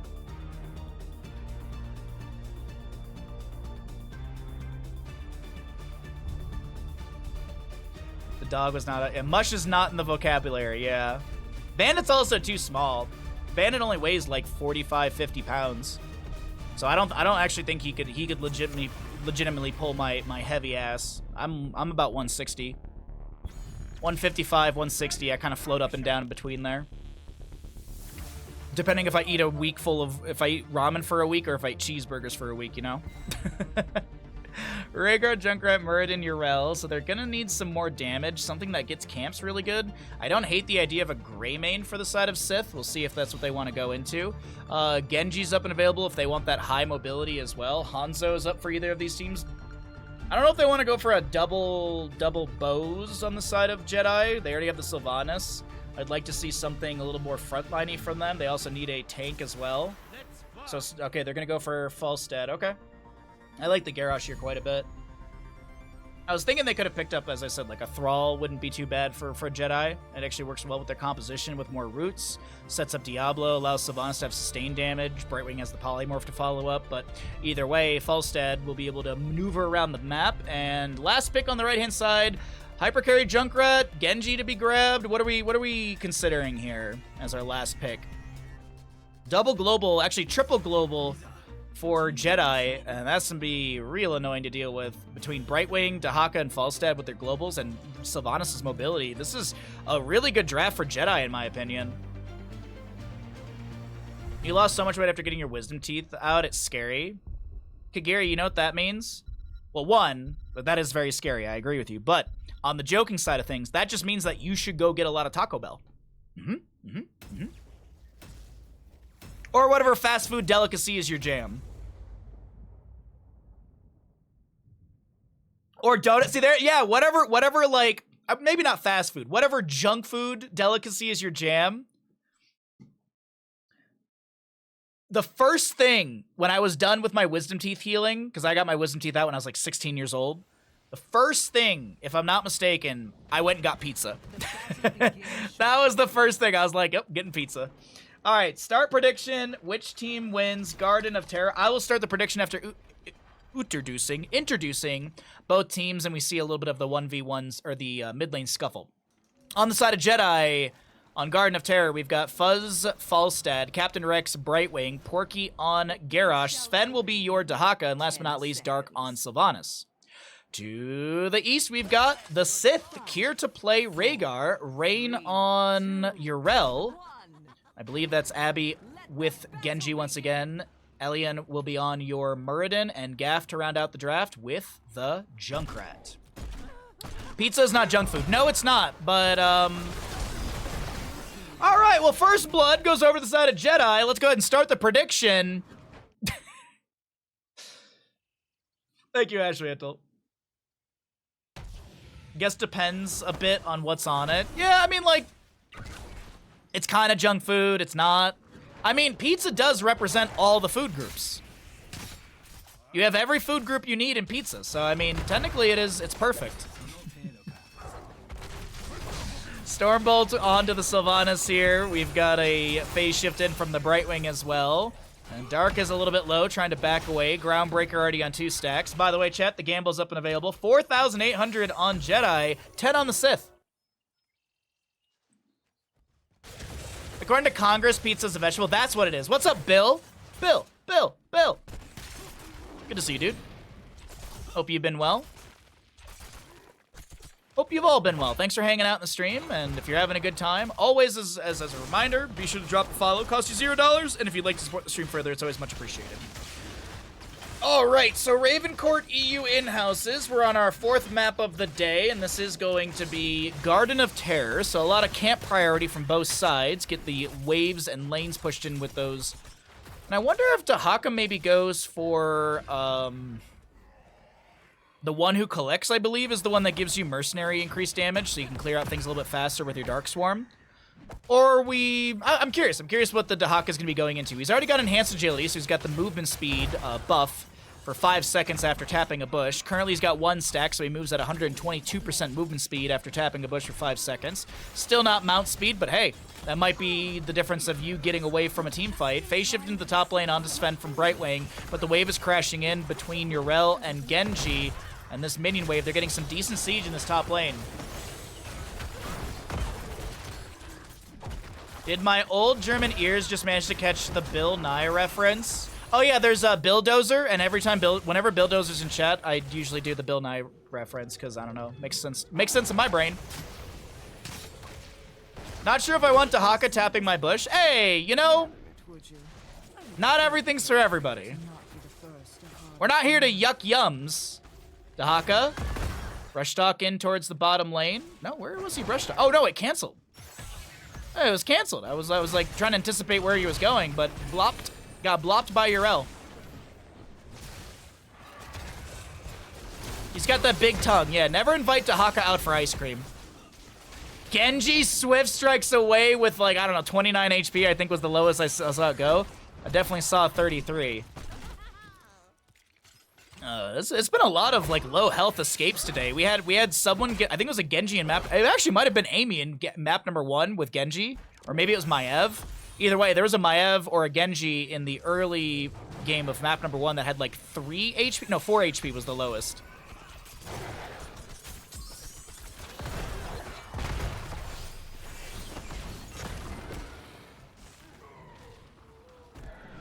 Now I'm thinking about Dahaka's tongue, and I'm just like, oh, does it have barbs on it like a cat?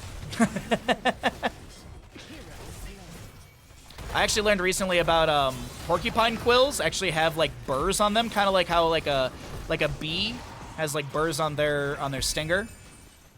But also apparently, porcupine quills they're not like sanitary, but there's like an oil on them that if you get actually stabbed, infection's actually not very common.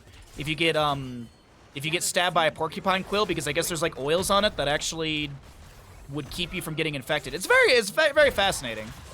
Haunting wave out from Dark right there. 200 HP is the lowest I saw it go. Polymorph to follow up the drag. Sven trying to get the last auto into Muradin, but he returns a Stormbolt to the face of Sven, who's forced to pop their essence.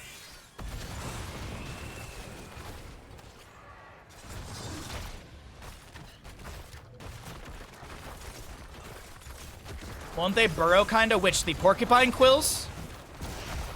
Like, they've got like the opposite, so like when you pull it out, that's why there's like the burrs on it. Unless you're talking about something else, unless you're talking about Dahaka tongue still. From visuals alone, it looks like a chameleon tongue.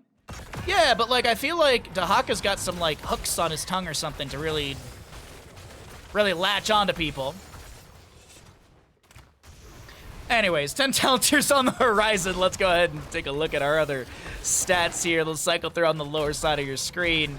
And the 10s will be at the top as we have this bottom lane fort going down below 50%, but won't be picked off. Second objective phase of the game is up and available. Both teams are going to be rushing for 10 talent tier first, and Fuzz will clear out the mid lane. What's up, Toasted? How you doing, bud?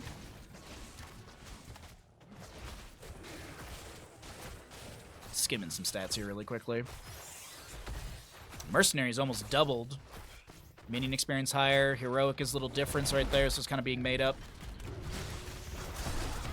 Haymaker Muradin pushing back Garrosh as Muradin dwarf tosses in. X-Strike from the Genji. Warlord's Challenge activated as well. Falstad trying to poke onto the backline. Blink heal from Captain Rex. The Riptire is going to be denied by the Gust. A very low Muradin tries to get away. He's got 250 HP, and he's going to get a chain heal from Rhaegar, but still needs to back off, as Yrel is the one to be taken down here by Dahaka. Genji wants to jump in. Brightwing's the one to get picked off. There's a Sylvanas to be taken down as well. Genji, the cybernetic agility out, and Porky is able to live with 99 HP, but the double kill is still achieved by the Sith. And I was just about to say, Kess has got it in chat. You know why that fight went so well for Sith? The playmaker, the haymaker from Muradin. Low cooldown as well. 40-second cooldown. It's already ready to go if Murden wants to look for some sort of displacement into the enemy.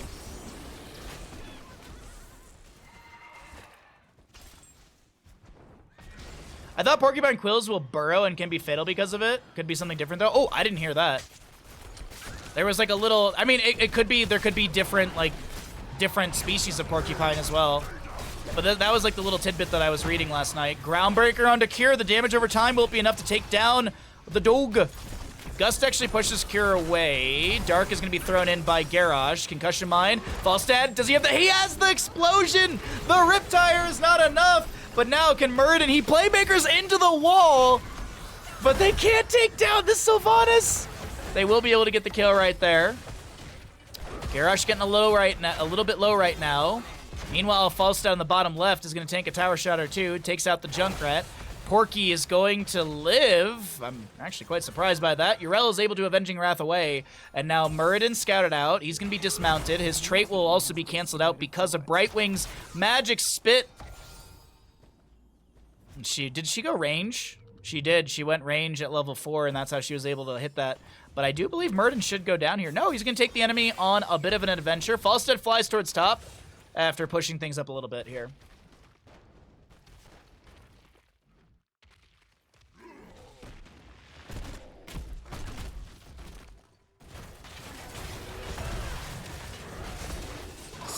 Porky is going to get the phase shift from Brightwing. X-Strike from Genji trying to take down Falstad, but Sylvanas has got enough damage to actually kill him. Ardent Defender activated by Yrel. She's already at full HP. Gust into the wall, pushes Rhaegar away, and Sister Healing is off cooldown if Kirkin landed in time, and he does manage to do so. Yrel looking for the Avenging Wrath over the wall, but Dahaka nails the last auto attack, and Yrel will fall. Camp goes over to the side of Jedi. Love when Murden take the enemy for a scenic tour, yeah. Let me show you the mid lane of Garden of Terror, as well as the quote-unquote jungle area. Good dwarf toss in from Murden. He'll be able to get some body blockage. That is going to be Brightwing blinking back in, and Brightwing goes down. Can Murden close the distance? He will land the Stormbolt into Sylvanas. She's going to be thrown around by a concussion mine from Junkrat. Dark, do you have a haunting wave to get out of here? Doesn't look like it. Meanwhile, by the way, this is still the second objective phase, chat. This is still the second objective phase. I know I missed the Falstad kill from Cure. I apologize. We're still on second objective phase. There's 1 out of 3 has been channeled. Oh, wait, we're still on second objective. Porky's gonna try and throw back Genji. Warlord's challenge as Brightwing's phase shift does connect. Genji jumps in. Stormbolt, concussion mine. And Garrosh gets picked off. Sith with a revenge after that last map. I'm out of T-chat. Dahaka split pushing in bottom lane. Sven's like, you know what? Maybe I'll find some value for my team in bottom. Take down this Keep Red Gate before anyone arrives, and Yrel will be seen. Sven, 180s. He's out of here. He's a little bit faster than mount speed currently. Currently at 134%, if my math is correct on that. 134% movement speed for 5 seconds after tapping a bush. 24 stacks on Falstad's level 1. 166 for the Stormcaller on Cure. Full Lightning Shield build as Genji jumps in. Haymaker onto Sylvanas to interrupt her activation on the Haunting Wave. Beautifully done from Muradin. Nice timing on that Haymaker. Toss, Groundbreaker. Muradin's able to dwarf launch away as he has the level 16 range. We have also Endless Nades for the Junkrat at 16. Also the Critterize from Brightwing. Armor reduction. 20 seconds on Sylvanas' death timer. 18 HP on Genji.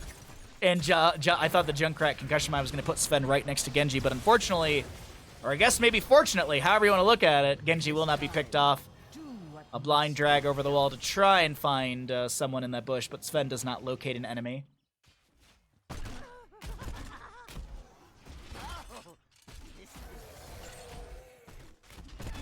Tunneling Claws, 16. You have the Mortal Combo, 16 for Garrosh as well. Probably see Titanic Might.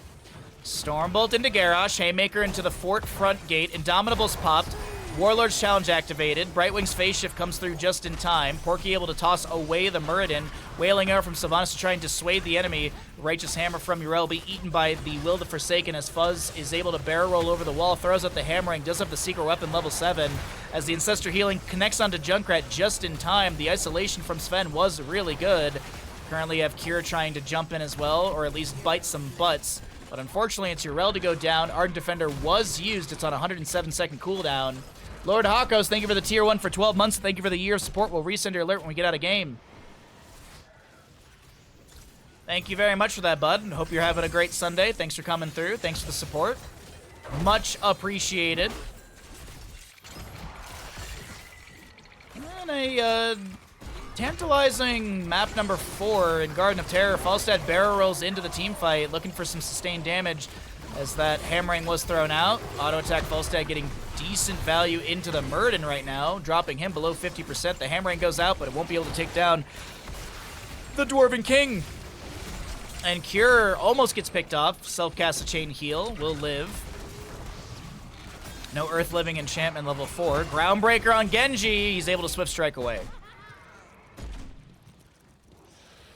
Top lane, Catapult is getting decent damage. Falstad is going to be the target. Wait, oh, a Gust! Oh, so close to taking down the Muradin, but the Gust will push back the enemy to safety. 11 to 11 in kills, and it looks like our third objective, second seed to the side of Sith.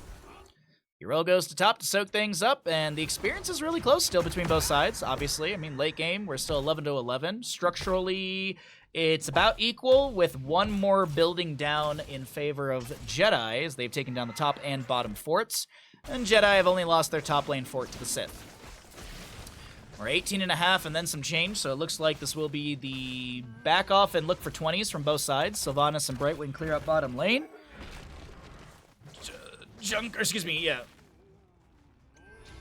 Garrosh, sorry, I keep wanting to say Junkrat. Garrosh is anchoring in the bush, lands a toss into Muradin, who's immediately dragged by Dahaka. Phase shift from Brightwing with the polymorph as well. A nice 1-2-3 combo from the Jedi, and they're able to take down Muradin. No playmaker activated by him. Meanwhile, in the bottom lane, Sylvanas is pushing things up. She doesn't have any possession, as I apologize. Rhaegar is going to go down over here. Garrosh got that last auto. It's going to be 2 out of 3 seeds to the side of Jedi. Did you switch from Horde and Alliance to Jedi and Sith? Yeah, I felt like doing something different today. I could have done Horde and Alliance, but I don't know why. Jedi and Sith just felt right. Wailing Arrow, sustained damage. Genji's able to run out of this. We have Yrel jumping in as well. Now Dark's in a precarious position. Gets the Bolt of the Storm away. We have Invisible Friends level 20 for Brightwing. The Titanic Might on Garrosh, as I mentioned. Apex Predator for the Dahaka. And Falstad will be going into the Nexus Frenzy. Range increased by 1.1, and you also have the attack speed. Attack speed up by 20%.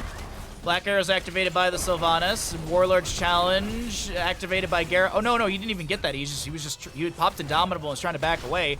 Brightwing, Garrosh are the ones to go down. Sith are going to be pushed away by a Gust of Fuzz. Sven gets hit with a Muradin Stormbolt. Are we going Grand Slam? Oh, we're going Rewind? Boo! Grand Slam all day, homie. What's this Rewind shenanigan? Oh, I want to win the game.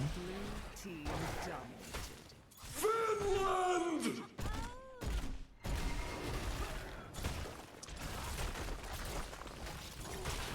Love Bahamut.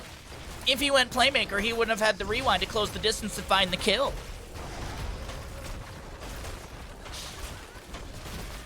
Anyways, Pentakill is going to be achieved by the Sith in the late game, and it looks like this will just be them going core.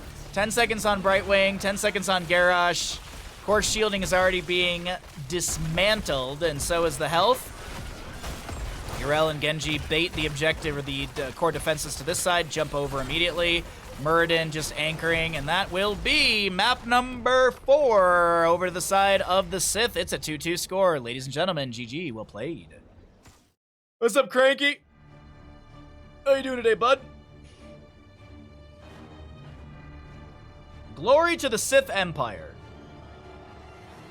Which team wins Garden of Terror? The Sith.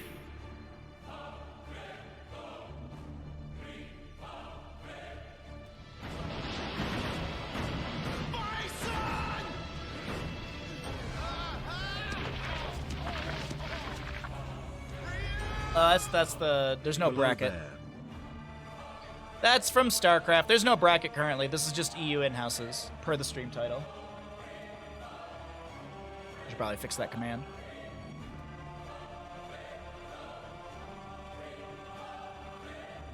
I'm a buff baby that can dance like a man. I can shake a my fanny, I can shake a my can. I'm a tough tootin' baby, I can punch in your buns. Punch in your buns, I can punch all your buns. If you're an evil witch, I will punch you for fun. Good. Good. Dragon, thank you for the 1,000 bits. Holy heck, bud, thank you so very much. Thank you, thank you. Buff Baby is oh man, I love Adventure Time. That's why I have so many Adventure Time alerts.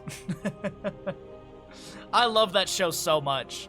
I'm probably due for a rewatch sometime soon. How can they end there is still camps available? That's a good point. That is a good point. It's a very good point. All right, I need to run to the bathroom. I need to run some ads. Actually, before we run the ads and we get into our next lobby, before we do all of that, did you know that if you have Amazon Prime, you've got Prime Gaming, and if you've got Prime Gaming, you've got one free sub here at twitch.tv/Bahamut Gaming. Get yourself some ad-free viewing, get yourself some amazing emotes. You support the good boy that is Bandit. You push our sub goals up further. And I have a deal with E. John Cena. You can't see him. He's so difficult to see. He'll deliver a close-handed slap to the penis of Jeff Bezos. Would you like to harass a billionaire today? Subscribe now. There's my spiel. There's my spiel. All right, let's wait for a lobby. Let's run a block of ads, and then I'll go grab myself a beer, and we'll do a little bit of beer casting. Oh man, yeah, I think we're gonna move Lies of P ending to Friday. I'm having a really good time casting, so we'll do a bunch of this, and yeah. So we will be. If you are sitting around hoping for Lies of P today, I apologize. We're just gonna do HOTS today. Just HOTS today. How are the Lions doing? Okay. Not what I want to see, but that is a thing. Looks like players are getting set up for the next lobby.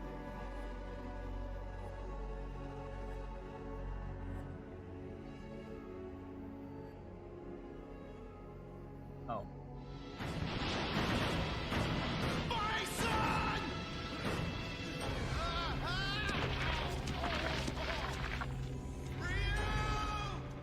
For the bandit. Oh, are we out of players? Oh, come on. I don't want... Wait, hold on. 2, 4, 6, 8, 9. Maybe one of the players isn't in voice. Maybe that they're just not in voice. What is that alert from? Which one? The Bison is from the Street Fighter movie. It's from the Street Fighter animated movie. Street Fighter animated movie is 1994. Street Fighter 2, the animated movie, I believe is the one. I'm pretty sure that's the one. Yeah. Street Fighter 2, I think it is. Yes, it is, because it is the 1996 one. And I open up Amazon Prime, and Amazon Prime's like 15 minutes left. That's literally, I opened up the movie to make that clip last, like a while ago, so yeah. I personally, I think the animated movie's pretty good. There's actually, you actually see Akuma in there. He doesn't have any lines, but he shows up in the background when Dalsim and E Honda, I believe, are fighting each other. Ghost shirt. You know what's funny? I thought I grabbed my Rat-a-tat shirt today, and I no joke, I got dressed in the dark, but I got dressed in my bedroom this morning, and I went to go do snow blowing, and I came back inside, and I was getting rid of layers, and I looked in the mirror, and I was like, oh, I thought I completely thought I grabbed a completely different T-shirt, and I was like, I shocked myself. I was like, oh, look at that. You're excited to see him released in Street Fighter 6? I'm excited to see him released in Street Fighter 6 too. I just saw the I saw like the poster of it. Oh man, dude, Akuma's so cool. My favorite character. That's why I have the Akuma tattoo. Akuma SF6. The poster was like badass. Where's the poster? There was like some image I saw recently, and it looked so cool.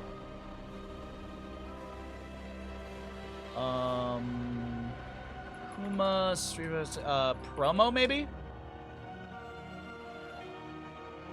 Maybe if I write out Street Fighter 6? There's like a really cool image of him. All right. We have our map. Here it is. This is the one. Dude, this looks so badass. Open image in new tab. All right, there we go. Reddit's being annoying. Dude, look at this. Oh, dude, it's so cool, man. Oh, they made him look so evil. It's so cool. This is the promo I saw, and I love it. All right, as I said, I'm gonna run to the bathroom really quickly and enjoy the bandit. Thank you again, Bear, for the tier 1 for 6 months, Dragon for the 1,000, Lord Hakos for the tier 1 for 12. Thank you all so much for the generosity. I'll be right back really quick, and we'll get into our next game.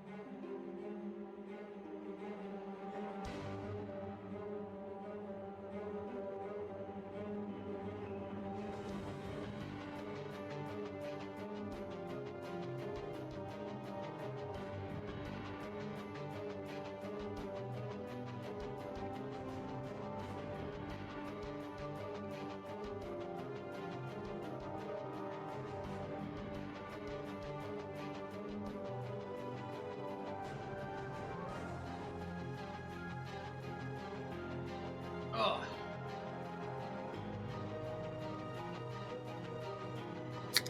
We also have matching tattoos. I have this. This is the Akuma tattoo I have. There you go. That's my Akuma tattoo. It's the 10, the heaven on the back of his gi.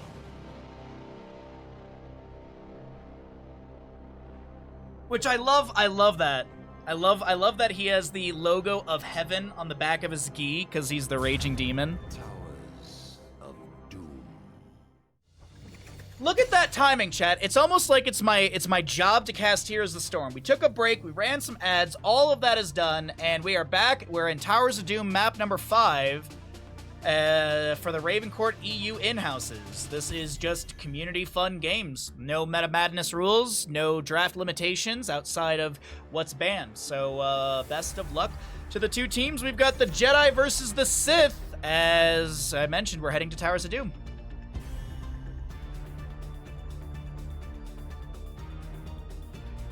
You have the same thing on his calf. Gamba.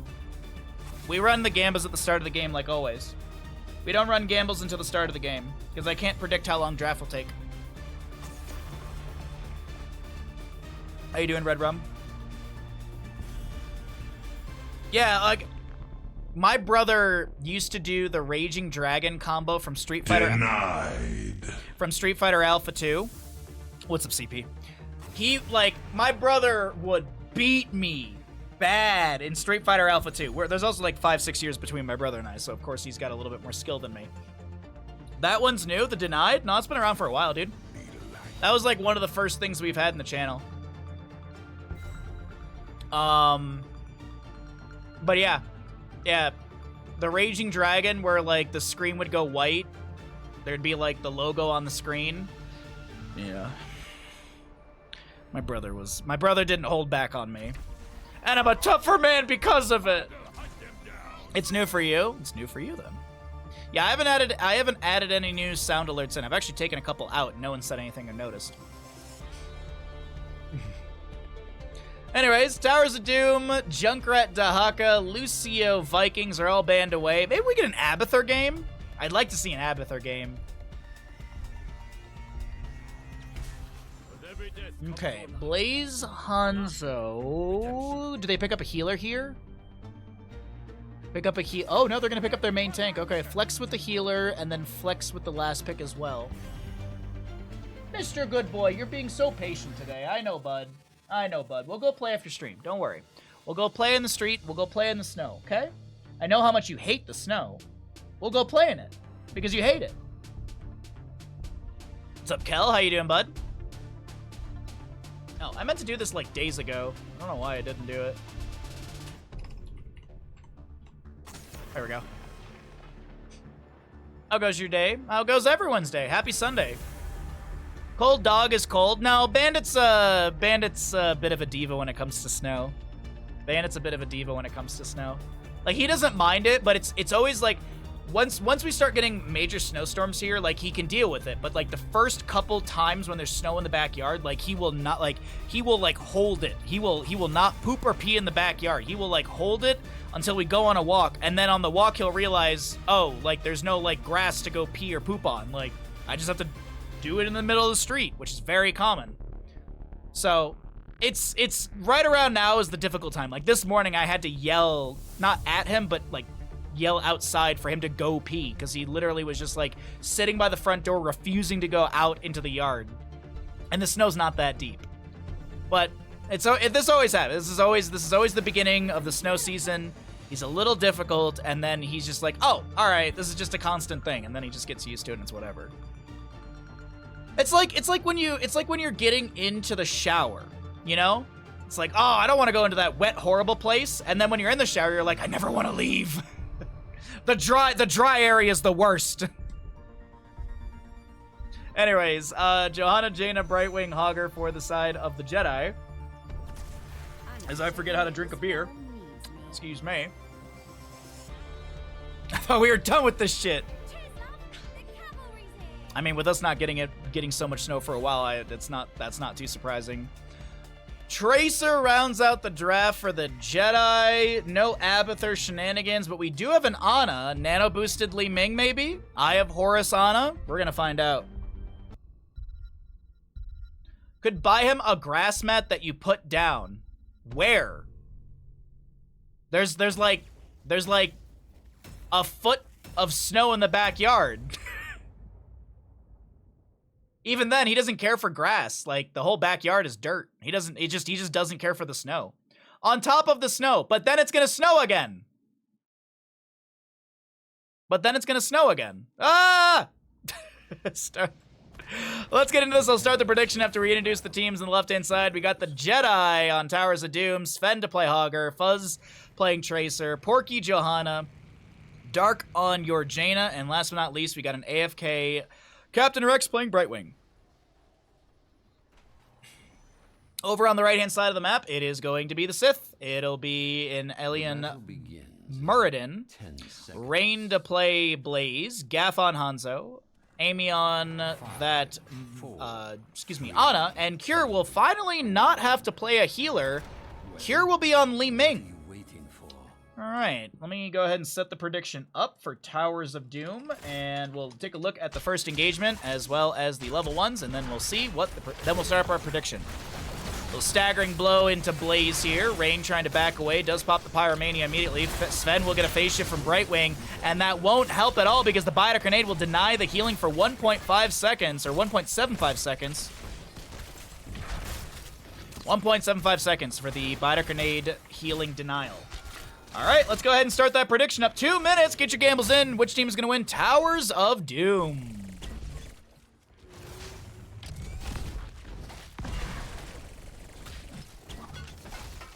Good body blocks from our Muradin. Pulse Bomb thrown onto him from Tracer as Sven comes through with a staggering blow. Gets a nice loot horde thrown behind Muradin. Gets the stun into the wall as well. Blaze with the jet propulsion to the side of Fuzz here. And I do believe this should be a kill into Muradin. Nicely done. Tracer recalls. Blaze is gonna... Oh my god, as the Nexus Forces take down Tracer. Bit of a bloodbath here at the beginning of the game. As a reminder, the gamble's up and available. We got 160 on the Jedi and 1,000 on Sith.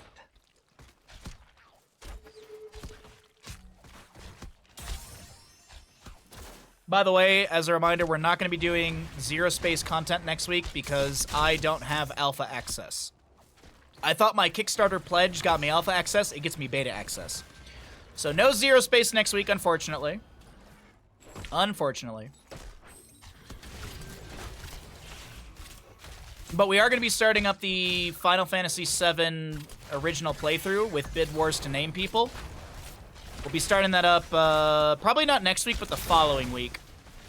I'm going to get everything organized next week and figure all the timing out for everything. Stark actually gave me an entire list of when I should probably finish out specific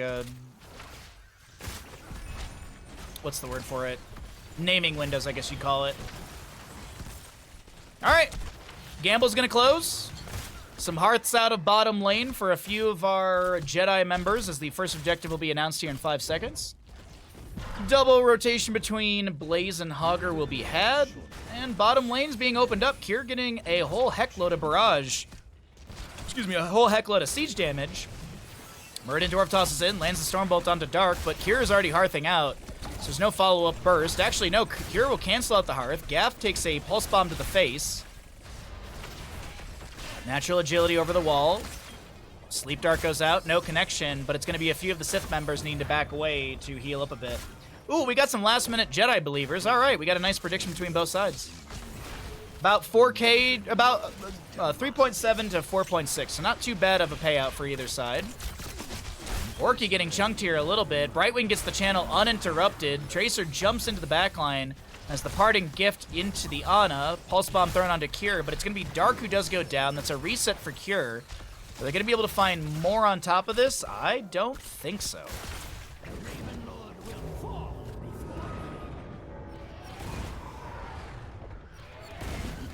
Jaina dead for the next 5 seconds. Top left and right will be traded out, but the vast majority of the shots will fall into the side of Sith, as it is a 36 to 32 core HP game after our first objective phase. Hogger is still pushing up the top lane, opens things up a little bit further with the wave available.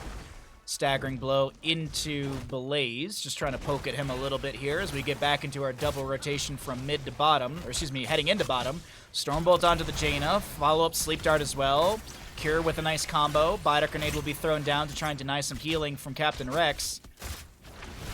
Dark waits a few more seconds here, considering hearthing out with Porky, maybe? Sonic Arrow is going to see Porky cancel out the hearth. Meanwhile, back into the mid lane. Meridian gets a Stormbolt into this Hogger, followed up by a Jet Propulsion of Blaze. Sven is kind of fine, though.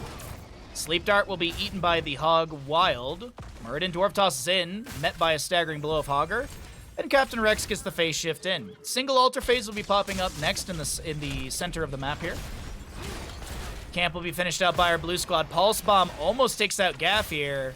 And Ana's got a few heals here and there. Sven gets a bounce. He's not really happy with that location. Gonna try and back away. Kier's got a whole lot of damage. Can Kier get a reset on the Li Ming? Absolutely. The magic missiles will connect. Ana's gonna be traded in this moment, but Dark should go down. The Jaina falls. And 10 seconds to go. Actually, more than that. 15 seconds to go. Jet Propulsion! Oh my god, the recall just in time. But Gaff is waiting with an arrow, not with a knocked arrow, and we'll take down Tracer. Right? Knocked arrow? Right? That's the term? You knock an arrow? Lay claim to the altars. Do not disappoint me. All right, 4 more shots. 4 shots go into the Jedi core, and it's an even game. It is knocked, thank you, okay. I did archery when I was younger, but I was like blanking. I was like, that sounds right, but I'm not sure. Thank you. 10 talent here. It is Eye of Horus, Wave of Force, Blink. Or excuse me, not Blink, sorry. I don't know why I thought that was Blink. Anyways, we have Dragon's Arrow, Eye of Horus, Wave of Force, Haymaker Muradin, and Bunker Blaze. Rain is not going to be able to steal away this camp. Phase shift in from the Brightwing. Eye of Horus being shot across the map from Ana. She's currently being pressured back in mid. Brightwing's the one to go down, and the camp will be... Ooh, wait, hold on. Jet Propulsion to the fort front gate. Muradin has enough damage, and it's a quick double kill to the top lane. Fuzz comes up here with a pulse bomb. Gaff is the target. Biter Kinate goes down to the ground. Boss is triggered here. Ooh, not Brightwing, sorry. Tracer is gonna be picked off. Johanna drops a Bless Shield. Murden Dwarf tosses in. Water Elemental activated by the Jaina, and that is a kill into Johanna, a full. As Brightwing and Hogger just now respawn. Nicely done from the side of Sith. Eye of Force, Wave of Horus, legit, yeah.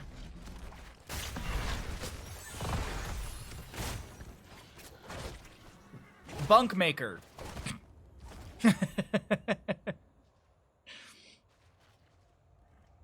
Dragon Strike, the real name it should have.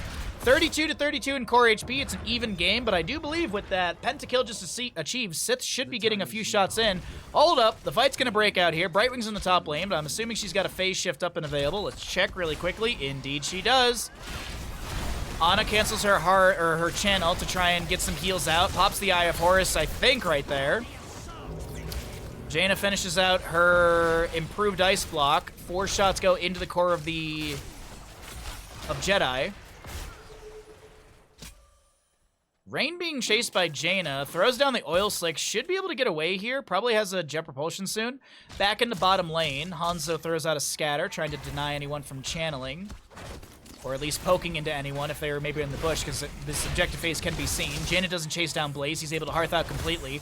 Jaina will rotate back down to bottom lane. Captain Rex not delayed out. Haymaker from the Muradin sets up the kill into Tracer as Muradin Dwarf tosses in, interrupts the Brightwing. Stormbolt won't connect, scatters almost enough to take down Sven. And Captain Rex gets the phase shift in time. Cure looking for the channel here. Porky with a delay with a shield glare. Pops the Iron Skin, but was that a mistake from Porky? Going in a little deep. Muradin with the Dwarf toss in, and absolutely Porky's going to get fried. Get it, chat?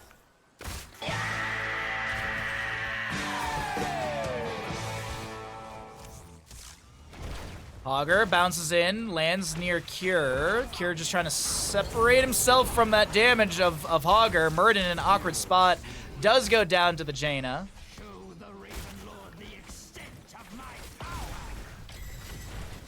Fried pork sticks are fired. No, I thought they were pork sticks. Tracer pushes up the wave in top lane, and she'll start working on this camp. Gonna play to the left-hand side. I don't think there's any rotations to deny her of that, at least for the time being, as Rain is still soaking up mid. Camps on the right and left for the bottom lane will be traded here, and Brightwing still soaking up bottom lane. All right, 13 talent here. Bronzebeard Rage. We've got the Smelling Salts. We'll also see Illusionist and the Collision Course. As I mentioned, Tracer gets this camp, and Blaze was up in the top lane, but he was just mostly focusing onto the wave, as he'll jet propulsion away from her sustained damage. 13-3 in kills, and the Sith is leading dramatically ahead. Dramatically ahead? Sure, that works. Haymaker, not close enough to the fort front gate. Sleep Dart, I believe, was denied by the Iron Skin. Eye of Horus activated, and Hanzo sets up this kill right here with that huge Dragon's Arrow. Now Dark is trying to figure out which way to go, and, well, the Hall of Storms is the direction they're going to be heading into. Fuzz in the top lane pushes things up, and I think the Sappers did collide into the fort front gate. Yes. And with Tracer deciding to do some soaking, this is going to be bottom lane fort going down.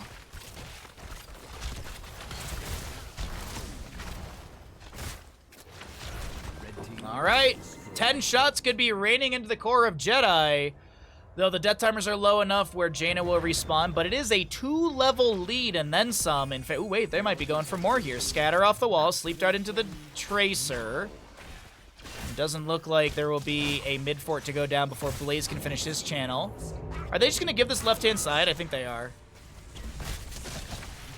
Not going to go for the aggressive play, but Hogger will be... No, actually, Blaze is going for the channel while Hogger hortipults in. Fuzz very low on the left-hand side of the screen as Dark is now being run down by the Blaze. Sven going to try and help out here a little bit. Eye of Horus activated. Is there anything to deny the Eye of Horus damage?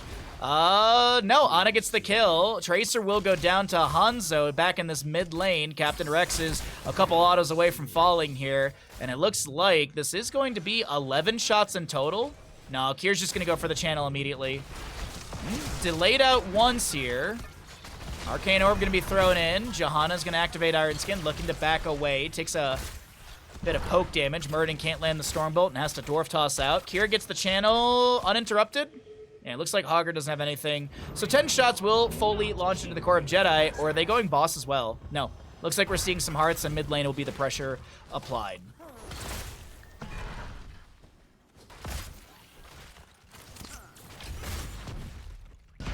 Jet Propulsion says hello to Johanna. Tracer back in bottom lane. She's going to try and clear things out here. Sapper's being worked on as the Sonic Arrow will scout out.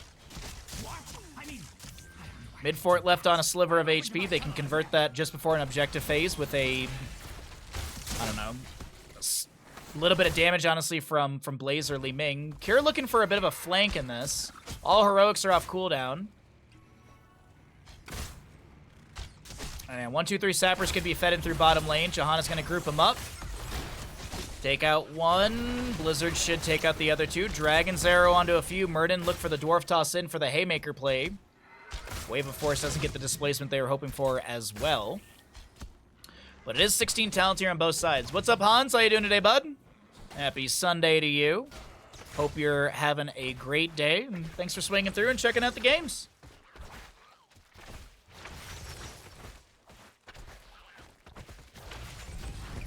Pulse Bomb onto Blaze. Don't think he scouted out Hogger, but even then, he can't even go for this. He can't even go for a denial. Tracer tries to pressure onto Blaze. Gets the Pyromania activated. That mid lane fort still on, like, just a wee bit of HP. I'd like to see Kier throw a combo into that. Maybe, okay, Murden's just going to go for it really quickly. Stormbolt. He Haymakers the Jaina back towards the allies over the wall. Mid fort is going to... Oh, my God! Oh, Murden, that's gonna be so frustrating, dude. Take the altars. That's gonna be so annoying. To the grave. 169 HP. Nice, nice, nice. Tracer going for the channel. Eye of Horus will interrupt her once. Looks like there's still some shots being had, waiting for some good opportunities or needed opportunities for heals as well. Murden dead for 30, Jaina dead for 19. Hogger with a bounce, but it actually is back towards his allies. Hanzo. Dragon's Arrow will go out. Ana tried to get the snipe with the Eye of Horus onto the Tracer. She was able to dodge. A lot of low health bars for the Jedi here. Phase shift from Brightwing. Very low Blaze is going to go down. Ana's made it a little bit late. Scatter onto Porky does delay once. Sven very, very low. Like, a pop-off from Kier could be huge here. Like, Kier gets a reset, I feel like he could pop off and dang near wipe out the enemy team. Jaina's made her way back into the fight. Bless Shield from the Johanna will initiate all of this. That's a beautiful Blizzard from Jaina. Takes down the Ana. Dark down to 200-something HP. Porky's going to be displaced by a Haymaker of Muradin, and he's going to try and chase down the Tracer. Hortipult in from Hogger, and he gets a bounce to safety. But now Kier wants to chase him down. Wave of Force. Is there an Arcane Orb? Sven double backs against the wall, but the magic missiles will be perfectly placed, and Hogger does go down. Oh, Captain Rex gets the channel over here. Tracer goes down. Captain Rex should be punished for this. Murden Dwarf tosses over the wall because he was anticipating Brightwing to use the Blink Heal to try and get to a minion. So he was just closing that distance. Currently, they're going to go for Barrage. Jaina's the lone defender. Yeah, you can see the pings on the bottom lane fort. She's got to take this down. They're not going to get any value from the Barrage in time. Jaina gets the bottom lane fort as actually their keep values right now because we have the center teleport open available. So the top keep will go down.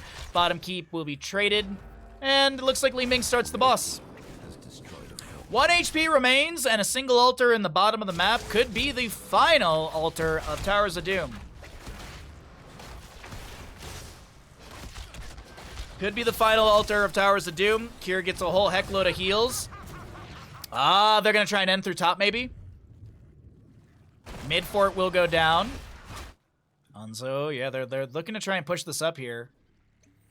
But of course the enemy's going to be in position for all of that. Scatter off the wall to poke into the enemy. Murden steps into the death zone. Jet Propulsion comes in here as well. Excuse me, Blaze. Double kill immediately to the side of Sith. Sapper, Sapper, Sapper. One Sapper on the edge of the line does get cleared out in time. Wave of Force Li Ming. Johanna goes down. It's a reset city for Cure. Once again, a lone Jaina to defend. But this is a single altar. Death timers are longer. Jaina's got to make the Jaina's got to make the best play in all of Heroes of the Storm history to try and save this game. But I don't think it's gonna happen. I do believe this is gonna be. Oh, Jaina. All right, well, Jaina will fall, and Hanzo's gonna go sacrifice himself. Keep those cronies reach the altars before you.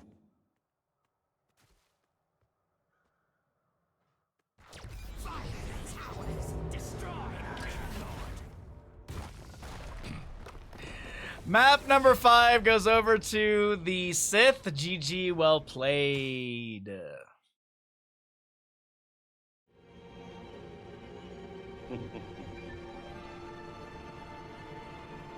Somebody, please get this man a Sub. Hans, thank you for the tier 1 gifted sub. I appreciate that greatly. Thank you so very much for the gifted sub in the channel. Which team wins Towers of Doom? It was the Sith. Thank you all for the generosity today. I really appreciate it. What a crazy day.